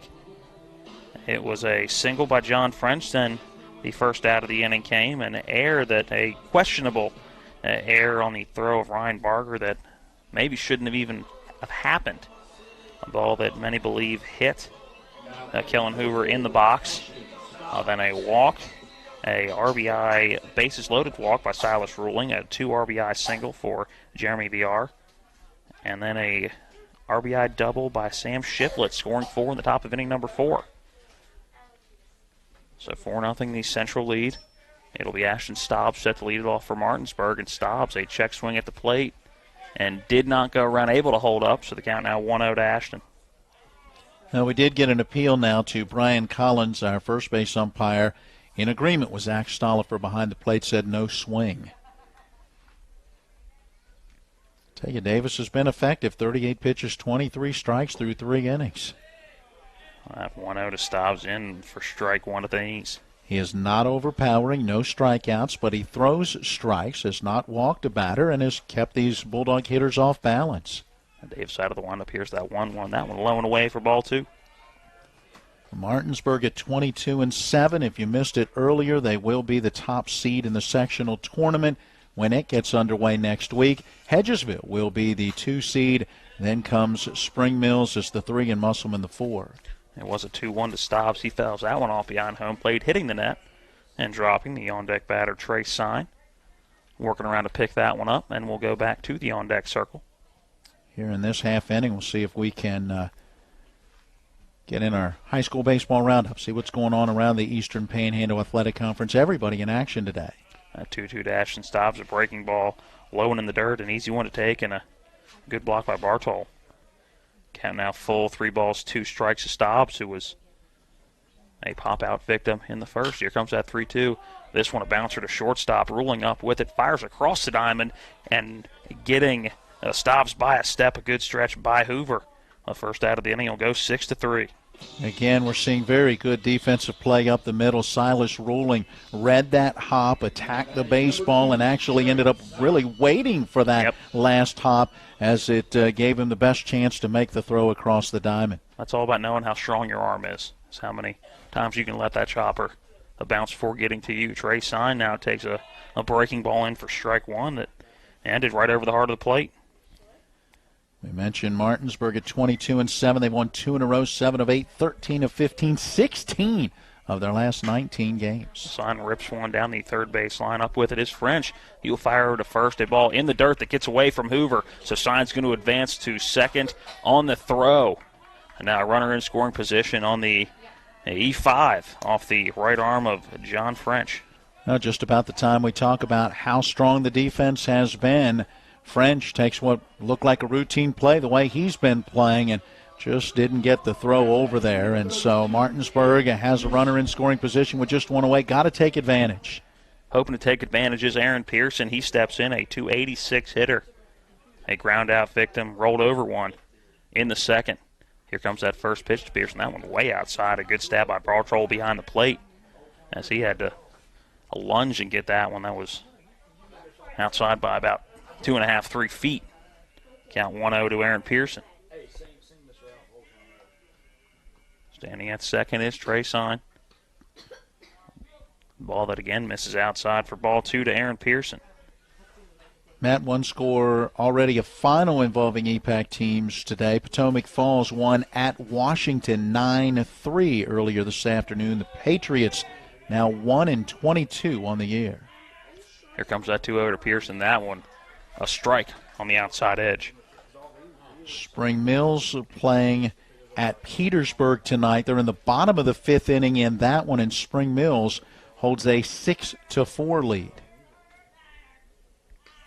Sign has his lead off second, being checked in by the shortstop and the second baseman. Here comes that 2-1 to Aaron Pearson. That one high and inside, ball 3. So a favorable count now to a catcher, Aaron Pearson, as he's had a good eye. Only saw one pitch in his first at-bat. That was a ground out to lead off the second inning. Getting ready to see pitch number 5. As here comes that 3-1 from Davis, a breaking ball in the dirt. That one gets away from a catcher, Bartol. Advancing to third will be Trey Sign. He will stumble a little bit, was thinking about coming home, but will retreat back to third base. And Pearson now at first as he will go back and touch the bag. Got the equivalent of what looked like about a secondary lead after rounding the base. And we will have a courtesy runner for Aaron Pearson, number 8, Michael Gunter. So Gunter taking over at first base with Sign at third. It's a wild pitch on ball 4 that allows Pearson to reach. And now Gunter on base. Runners at the corners. Again, down 4-0 after giving up the 4 runs in the top of the inning. Martinsburg needs to take advantage and score here. As we have a quick conference between catcher and pitcher, Matt, Hedgesville victorious today. They defeated Fort Hill this afternoon by a final score of 10-2. The Eagles will be right here tomorrow night, weather pending. Hopefully we're right here tomorrow night as well. Again, all that weather pending, about a 60% chance of rain in the forecast for tomorrow. Only had about a 13-minute rain delay today. 3 minutes into the ball game. It'll be Darrell Pope stepping in now, runners at the corners. The first pitch to Pope. This one fouled off at the plate. 0-1. Check in on some of the other scores involving area teams. Musselman scheduled to play today at Berkeley Springs. No report on that one. Darrell Pope popped out to first base, his first at bat. Awaiting that 0-1. That one outside. Ball one. Yeah, just off the outside corner. Davis has done a nice job hitting that outside corner, but just couldn't find it there. Brandon Davis does look in. Gets the sign he wants. And now finally comes to the plate with that 1-1. That one low and away. A ball two. Bartol tried to frame it. Don't think he quite realized how far outside the zone he was. Held the glove there for a brief moment before tossing it back to Davis. The count now 2 balls, 1 strike to Darrell Pope. Third base is Trey Sign. Michael Gunter, the courtesy runner for Aaron Pearson, standing at first base. Here comes that 2-1. That one above the letters for ball 3. Boy, not a lot of walks for Davis coming in. 2 in 15 innings and did not walk a batter through the first 3 here. So 18 in the third innings and just 3 walks, and he's about to walk 2 in a row. He hopes not, as here comes that 3-1, but does walk the second batter in a row on a 3-1 count to both batters. And missed on the 3-1 as the bases are now loaded for Cam Burnett. Yeah, golden opportunity without the benefit of a hit, and that's going to get Sean Simones, the head coach for Central, out to the mound for a quick visit. Matt, let's check in on some other scores as Jefferson is at Hampshire, top of the 4th inning in that one, and the Cougars own the 3-0 lead. So, again, Hedgesville beat Fort Hill 10-2. Potomac Falls defeated Washington 9-3. Didn't get a scoring update on Musselman at Berkeley Springs. Jefferson with the 3-0 lead over Hampshire in the bottom of the 4th inning. And as we mentioned earlier, to get it all started, Spring Mills playing, and that was at Petersburg. And Spring Mills had the 6-4 lead in that one. That Hampshire-Jefferson game that we're expecting to be the sectional final on that side of the region. Not taking anything away from Washington, but, well, you kind of at this point in the season just got to look at the record. Well, that's it, and then I'm sure they understand going in, and they're going in with that mindset, anything can happen. Cam Burnett, bases loaded, 1 out, opportunity to drive in some runs. The Dogs down 4-0. He takes the breaking ball low and away. 4-1. There's 4 runs in the top of this inning. 4 Central. Martinsburg with a golden opportunity here to gain some of those back. Burnett ready with that 1-0, or ready to receive that 1-0. Takes that one up and away, ball 2. So Davis, who had done a pretty good job of pounding the strike zone early in this one. Last couple of batters. Even looking back to Ashton Stobbs, who saw 6 pitches. And there's a strike about belt high on the outer third for strike 1. Take a look back to the top of the 4th inning, and it's deja vu all over again. With 1 out in the top of the 4th, it was an error on the third baseman that got the whole thing started for Central. And now here in the bottom of the inning, it's the same thing. A 1-out error by the third baseman has set up this whole scenario. And the 2-1 catches the outside corner, so Cam Burnett now will have to protect the plate. 2 strikes on him, also 2 balls. So Davis will be out of the windup with the bases loaded. Here comes that 2-2 pitch breaking ball, chopped down the line. Up with it will be French. He'll come home for 1. Now down to first. That'll be a double play. It'll go 5-2, and then 2-3 for the double play. And we now have Bo Bartley down at first base saying that the foot was not on home plate for Bartle. Yeah, from our angle, it was not on, and a nice job by the umpiring crew as Brian Collins, as a 2-man umpiring crew with runners on base, is actually out behind the mound, between the mound and second, so he doesn't have the right angle on that play, while the plate umpire Zach Stollifer, looking directly down the line, could clearly see that Hoover could not keep the foot on the bag as he pulled in that throw. So it's going to go down as the only out of that was 2-3. Or no, they're going to call a safe at first.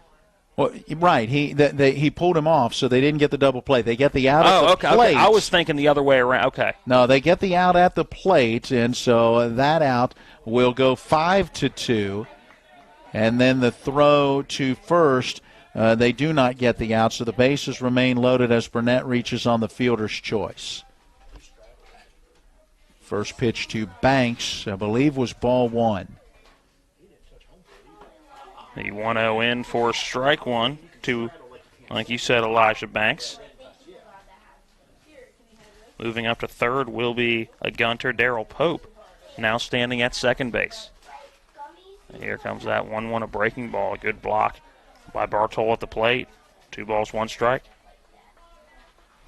There's some talk in the press box as to whether Bartol had his foot on the plate or whether he was straddling that plate. He was thinking he may have to apply a tag, and then at the last minute, I guess, realized, hey, I just got to catch it and throw to first to try for the double play. That 2-1 lifted into foul territory. Hoover going to come down with it for the third out of the inning. So a bases-loaded opportunity with 1 out, and nothing comes to fruition for Martinsburg. We will go to the top of inning number 5. It's Central 4, Martinsburg 0.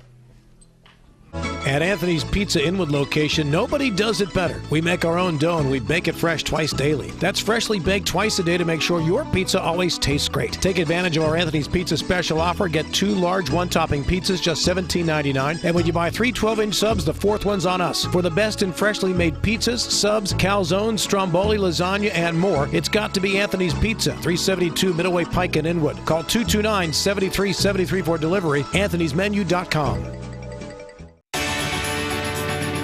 The National Maritime Center primary mission is to credential all U.S. mariners. We have approximately 250 employees here in Martinsburg, West Virginia. Most people aren't aware of the quality of life here in Berkeley County. We have a lot of employees that are from the area. We obviously have folks that have to do tours here, and it's kind of a little bit of a hidden secret of how nice the quality of life is here.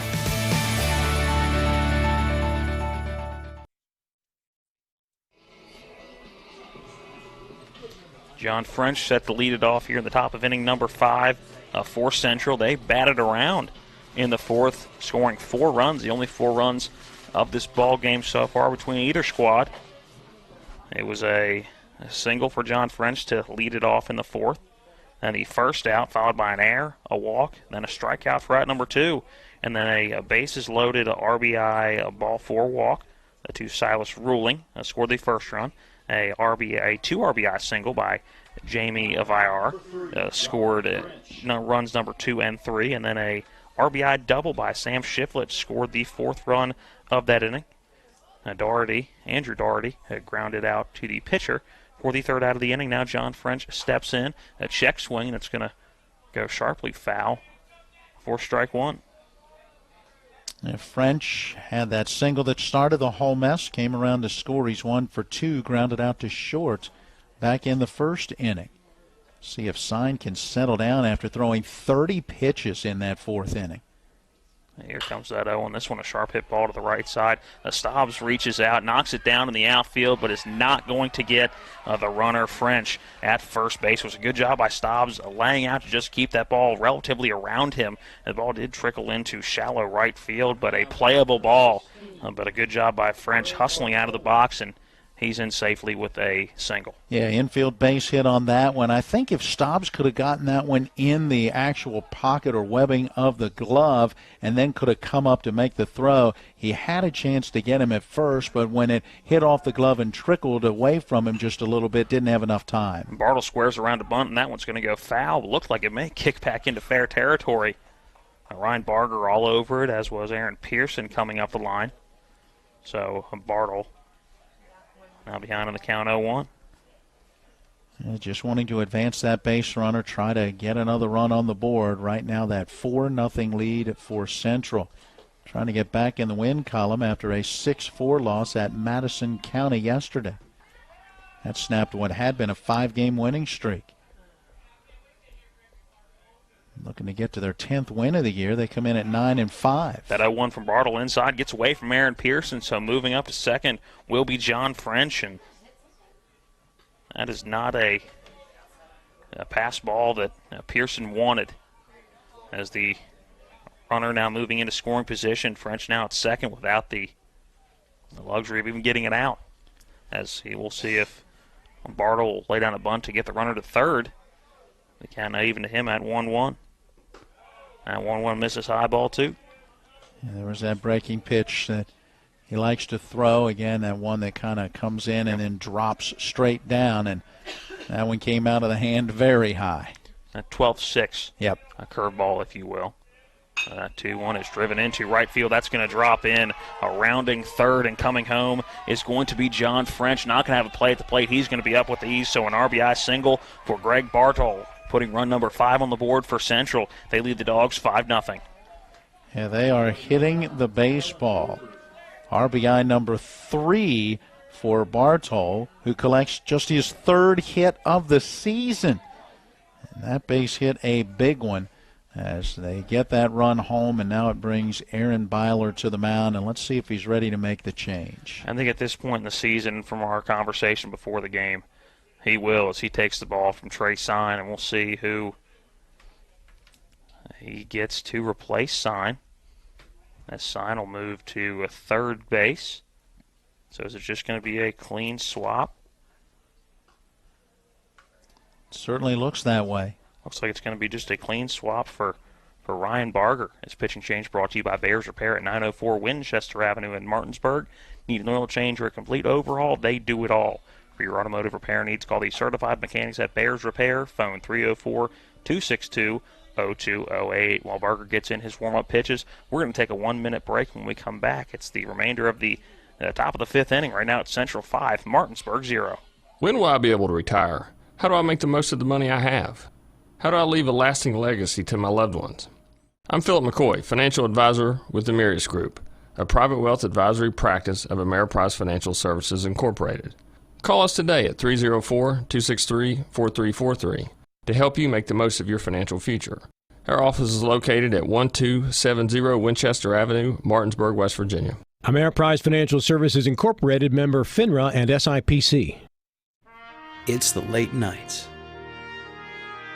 It's the early mornings.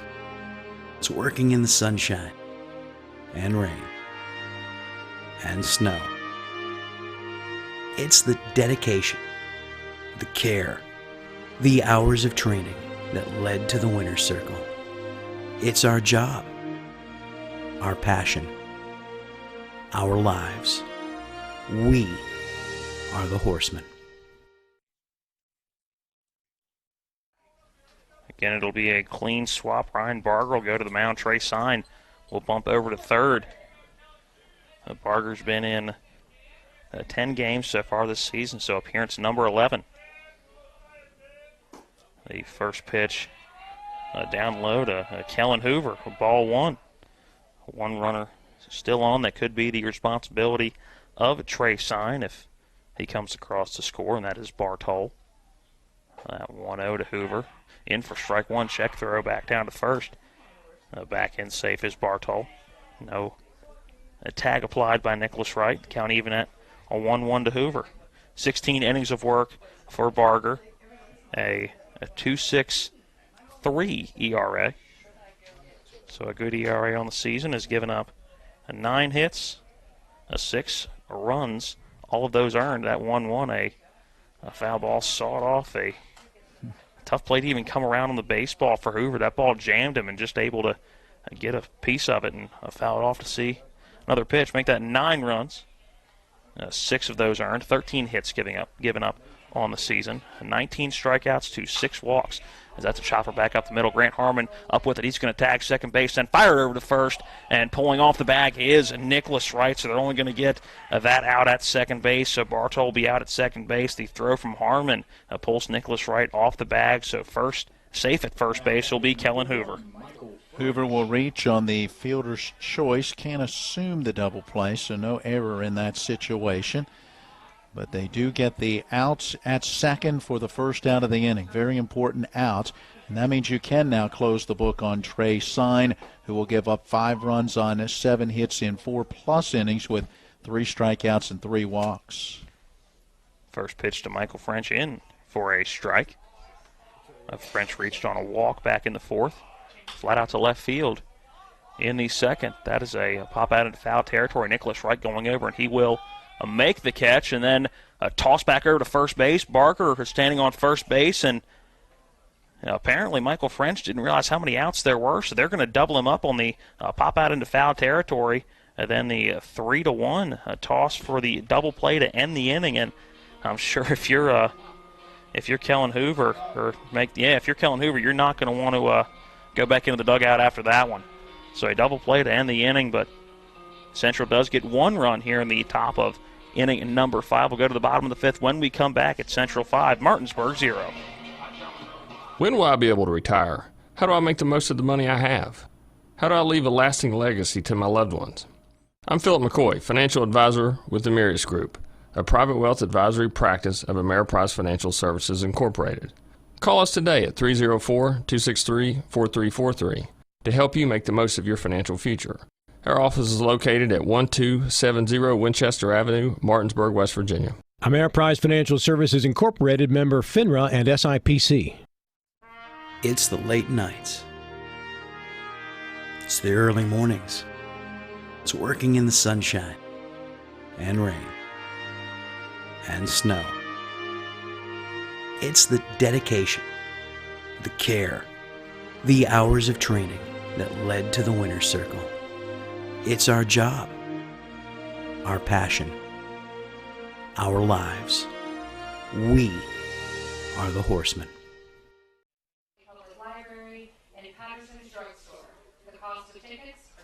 5-0 as we are now in the bottom of inning number 5. One run coming across for Central in the top of this inning.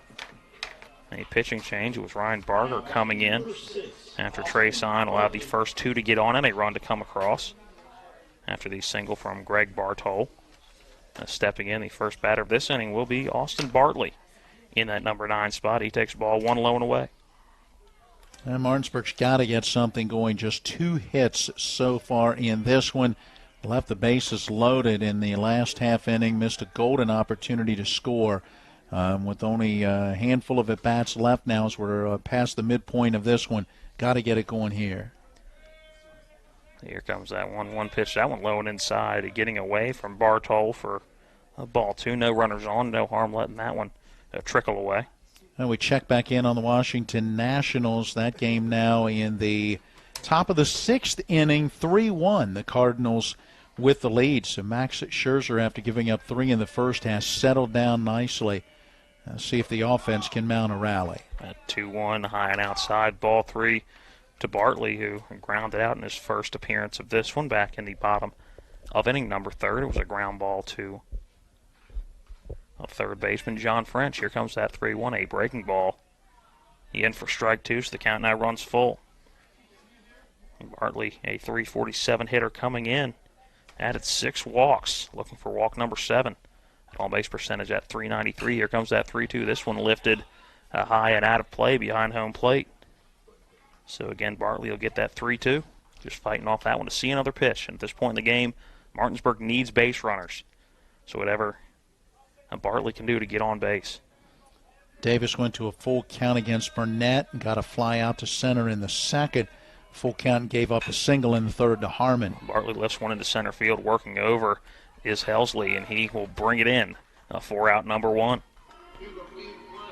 He went to a full count and got Stobbs to ground out in the 4th inning, and now a full count and gets that fly out to center here in this 5th inning. So not bad. He's given up just 1 hit off of that full count pitch while retiring 3 other batters. Brings up Grant Harmon, the offense of the day so far for Martinsburg. 2 singles. First pitch to him, low and away. Ball 1. Dogs have 2 hits so far. Again, both the singles from Grant Harmon. He's also stolen a couple bases.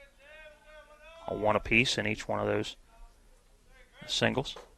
The 1-0. Again, up and away. Ball 2.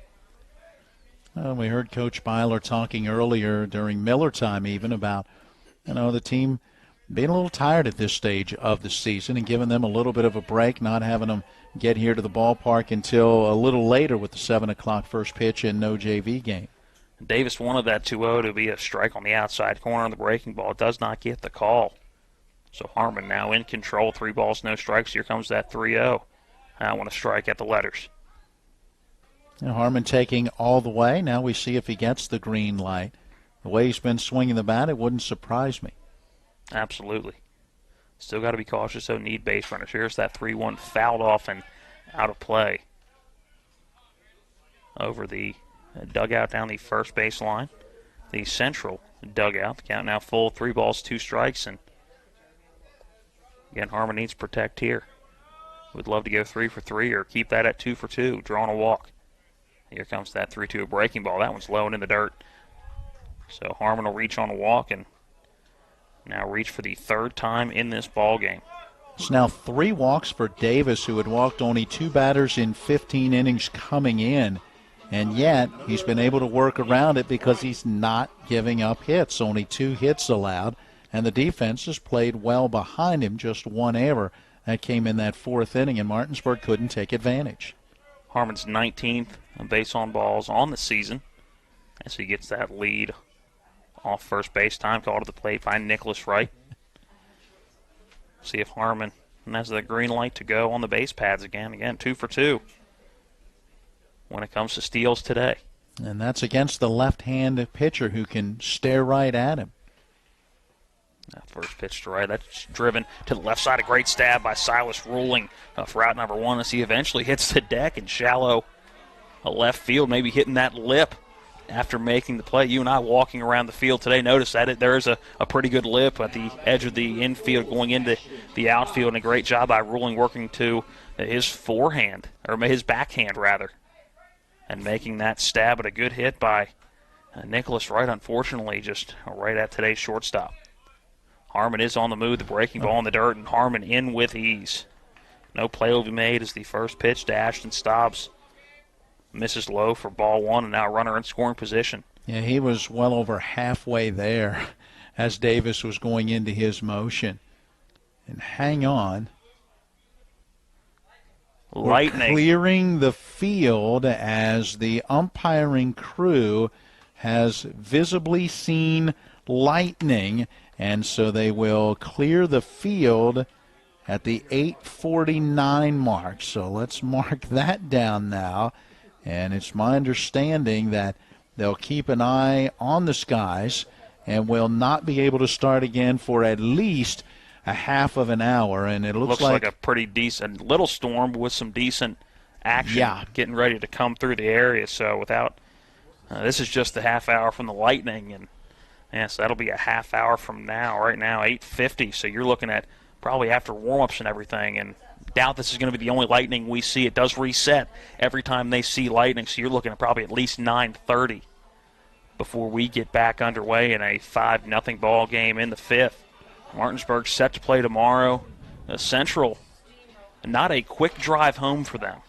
So you'll wonder if it gets much past that 9:30 mark, how late in the night with these kids having to go to school tomorrow. Central, from what you heard, not getting back till midnight last night? Yeah, thinking they don't want to make a routine of that. Yeah, the trip down to Madison County as they suffered a 6-4 loss in that one. And back out here today trying to get back in the win column for a 6th time in their last 7 games, trying to snap the Bulldogs' 2-game winning streak. Martinsburg's won 7 of their last 8, but just not getting it done so far in this one, trailing 5-0. Well, we have a few seconds here.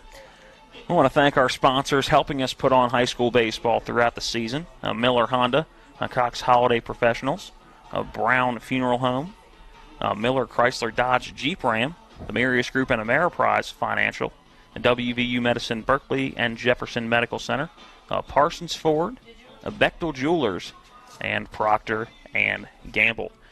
All right, let's send it back to the studio for a 2-minute break. Then we'll come back and do a little song and dance for you for what could be the next half hour, if not more. Right now in a weather delay here in the bottom of inning number 5. Right now it's Central 5, Martinsburg 0. Procter & Gamble brands are trusted in millions of living rooms, kitchens, laundry rooms, and bathrooms. P&G's Tabler Station plant in Martinsburg, West Virginia, is open and hiring. Candidates must be 18 years or older and possess a high school diploma or GED. No experience necessary. P&G offers an extensive list of benefits and starting wage of $17.50 an hour. To apply, go to pgcareers.com and search Plant Technicians, Martinsburg, West Virginia. Be part of P&G's most technologically advanced location in the world.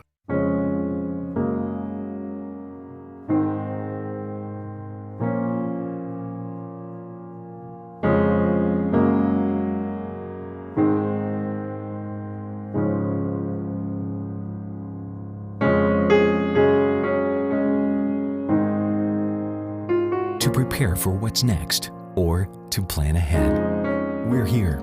Brown Funeral Home, a legacy of service since 1880. If you're not progressing in healthcare, you're falling behind. W Medicine has planted itself here, and they're the first university that I've found who wants to take ownership of this population of Western Maryland, Southern Pennsylvania, Eastern Ohio, and the good people of West Virginia. And it's really refreshing to see. I was able to do things that the patients were going away for, which is good for the patients, and it's good for us because we have more resources. Certainly has helped take us to another level. With 4 new car dealerships and 4 used car dealerships in 3 states, Parsons is the largest used car and fastest growing new car dealer in the tri-state area. Take Parsons Ford with huge savings on hundreds of new Fords, financing from 0%, Parsons' goal of financing for all, and Parsons' famous above-market trade-in allowances that help make Parsons #1 for used cars too. See why so many won't buy anywhere but Parsons Ford in Martinsburg. We became #1 by making you #1 first. Parsons. Welcome back into P.O. Faulkner Park in a weather delay here in the bottom of inning number 5. Right now it's Central with the 5-0 lead over the Martinsburg Bulldogs. 1 runner on for the Dogs. Grant Harmon stands on second. A 1-0 count to Ashton Stobbs. 2 down here in the bottom of inning number 5. We are in the Procter & Gamble broadcast booth. For information on a career with Procter & Gamble in Berkeley County, visit pgcareers.com. Matt, you have an update on us for Nationals baseball or any other games around the Eastern Panhandle going on? Although I'm guessing, although most teams are on the road today, correct? Yeah, all of our Eastern Panhandle teams except for Martinsburg playing games away from home. Well, Washington played a home game, but that was earlier today, and Washington fell against Potomac Falls 9-3 in that one. Hedgesville picked up the victory at Fort Hill today by a 10-2 final. Let's check in on the Spring Mills matchup at Petersburg. Petersburg has rallied to score a couple of runs and tie it. It is now 6-6 with Spring Mills batting in the bottom of the 6th inning in that one. We had efforted earlier on the Musselman game, did not get any type of a response, so not sure if that game is being played in Berkeley Springs or looking at the storm and where it could be coming from. That game may very well have been wiped out as a result of the rains. We do check in on Jefferson as they are playing at Hampshire, and that game is in the bottom of the 4th inning. 3-0 Jefferson. I thought the last time we checked in, we were right around that same spot. 3-0, so yep. They may be sitting in a rain delay there as well. And, of course, we are now in a lightning delay, and it's a 5-0 Central lead with Martinsburg batting in the bottom of the 5th inning. Checking in on the Nationals, top of the 6th inning, the Cardinals had 2 on with 2 outs. I'm getting an update, and let's see. It looks like hopefully the Nationals maybe got out of that jam as it still is sitting at a 3-1 Cardinals lead. Now, so yes. Each team was 6 hits in that one. Max Scherzer gave up 3 runs in the top of the 1st inning. The Nationals answered with a run in the bottom of the 4th inning, but that is where we stand in that one. It was Jan Gomes with an RBI base hit to score the Nationals' lone run. In regional action elsewhere, the Orioles hold a 1-0 lead over the Chicago White Sox in Game 2 of what is a doubleheader today. The Orioles got the win in Game 1, 5-4. Matt, I'm looking up what your Rangers did in Pittsburgh today, taking on the Pittsburgh Pirates. Well, we just had another flash of lightning, and that's at the 8:57 mark. So, yeah, 9:30 at least now, a half hour. Yep.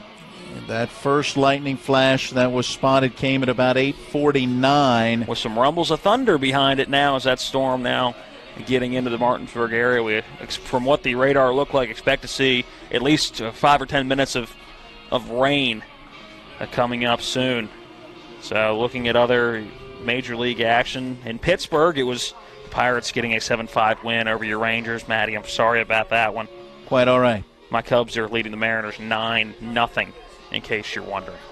Well, Matt, I want to go back to some of our earlier conversation as I have pulled up the World Atlas to find out the most popular nuts in the world. This is what you get in a weather delay. You get more nut talk. We had the discussion about almonds, so I wanted to know just how many people like almonds. Is it the most popular nut?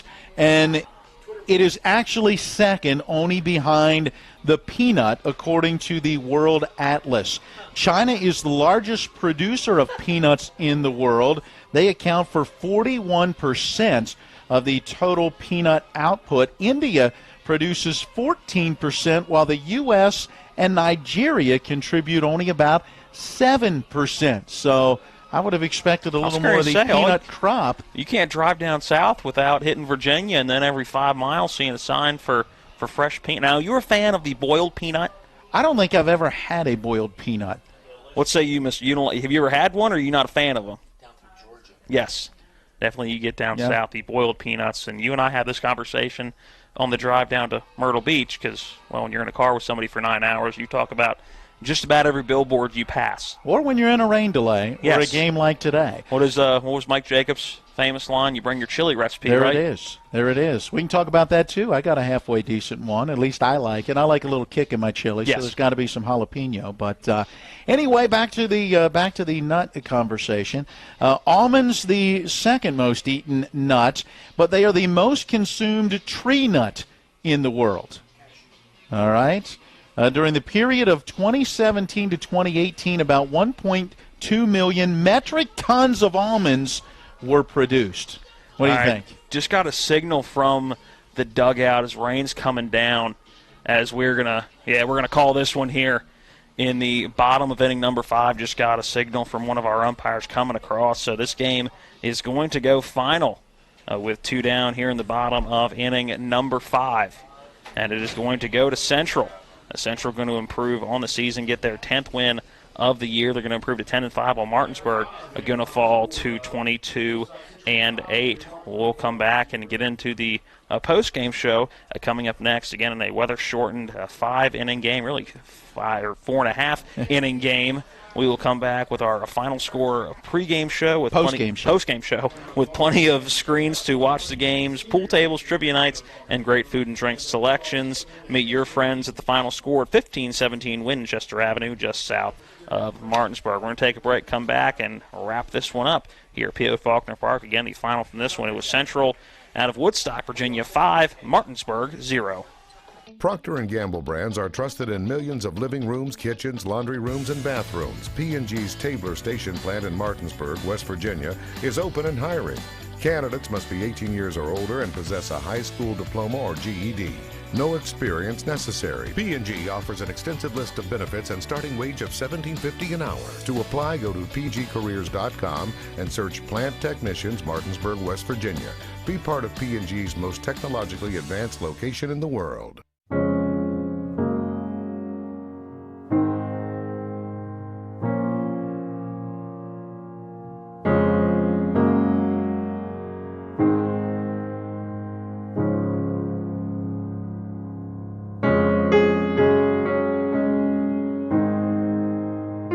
Prepare for what's next, or to plan ahead.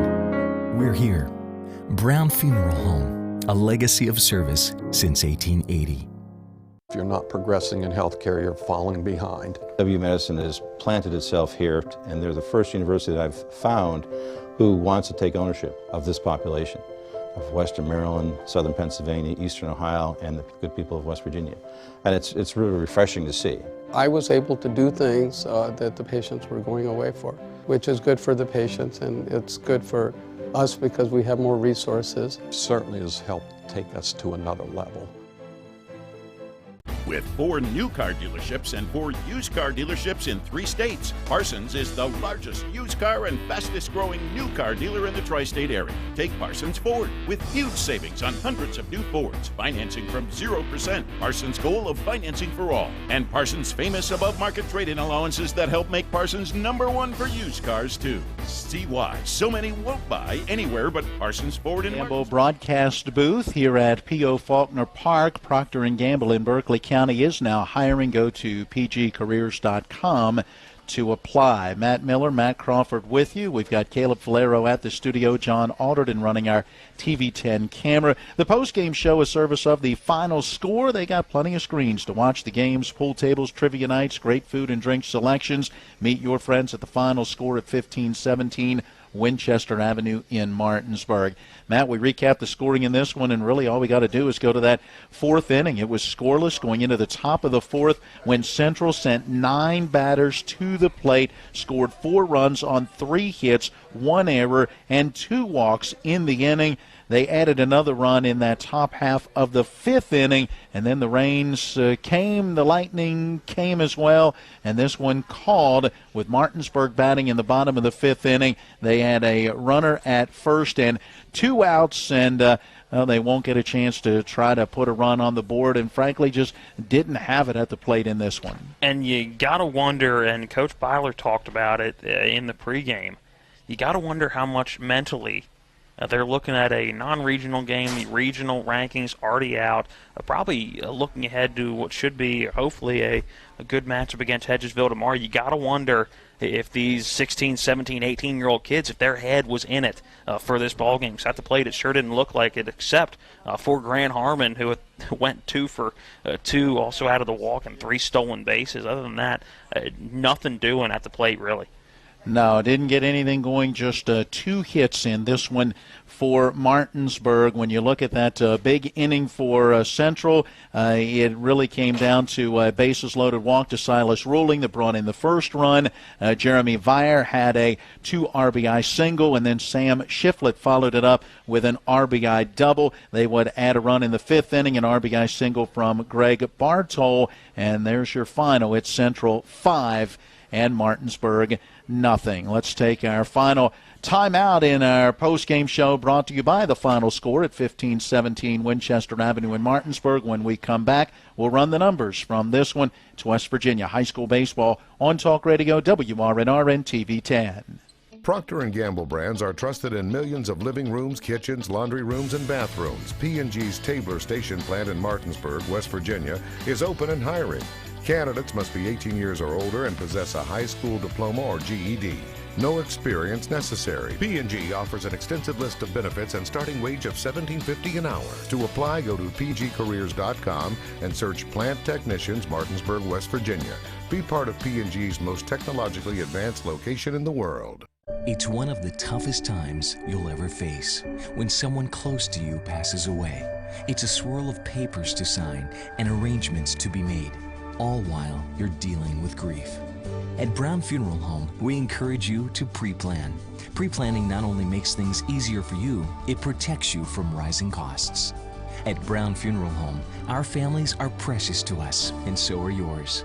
Brown Funeral Home in Martinsburg, Inwood, and Charlestown, Ranson. Well, time for us to take a look at the final stats in this one, brought to you by Dynamark Atlantic Security, who remind you, don't become a statistic. Protect your family and home with the local alarm professionals at Dynamark Atlantic Security. They have the solutions to meet your needs and local monitoring, too. Learn more by calling Ben Copenaver at 304-671-2158. Pitching totals for Martinsburg. Trey Sine in the start gave up 5 runs on 7 hits in 4+ innings, struck out 3 and walked 3. Ryan Barger worked an inning in relief. No runs, no hits, no strikeouts, and no walks. Brandon Davis in the start goes 4 2/3 innings. He did not give up a run.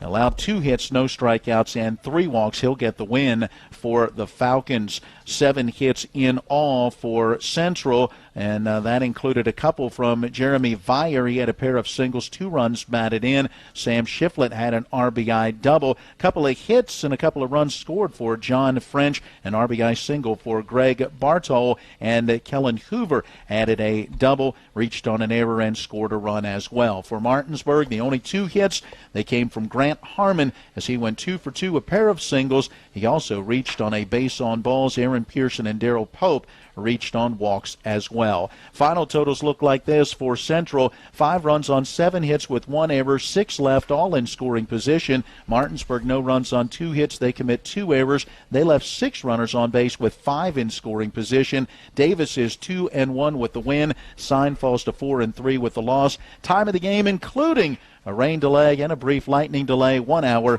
and 54 minutes. Martinsburg falls to 22-8, while the Central Falcons improve to 10-5. Post-game numbers brought to you by Dynamark Atlantic Security. They have the solutions to meet your needs and local monitoring too. Learn more by calling Ben Copenaver at 304-671-2158. Matt, we wrap up our Final Score post-game show by looking ahead to our next broadcast, which is scheduled to be right back here tomorrow. Yeah, it should be a good one. Hedgesville coming to town. Again, weather pending, looking like a 60% chance of rain all day tomorrow. We will keep you up to date on that one. Make sure to tune in to our Facebook page throughout the day. We will give you updates on that game and any other games going on around the Eastern Panhandle. But should be a good one. It'll be interesting to see how both coaches handle pitchers, just handle players in general, and how to use them as sectional play starts next week. And these games, as you heard from Coach Byler, don't really matter at the end of the day when it comes to where you're going to be come postseason play, but still looking forward to it, a rivalry game, and a game that we hope to have not only on our talk radio WRNR airwaves, but also TV 10 for everybody who can't make it out to the game tomorrow. Well, and also a special night at the ballpark, so we encourage you to get here if you can, as it will not only be senior night for the Martinsburg Bulldogs, but as well a strikeout cancer night. And so make your way to the ballpark if you can tomorrow evening and take in the action. Well, since we've wrapped up a little early, we're going to join the Washington Nationals game in progress as they play host to the St. Louis Cardinals.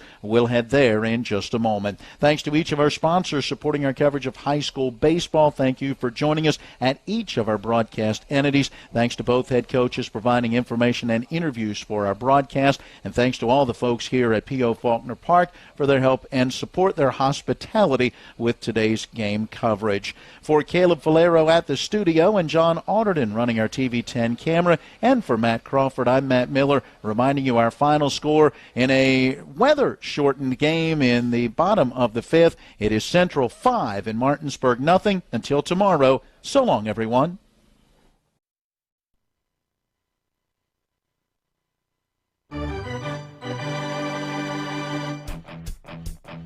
You've been listening to West Virginia High School Baseball.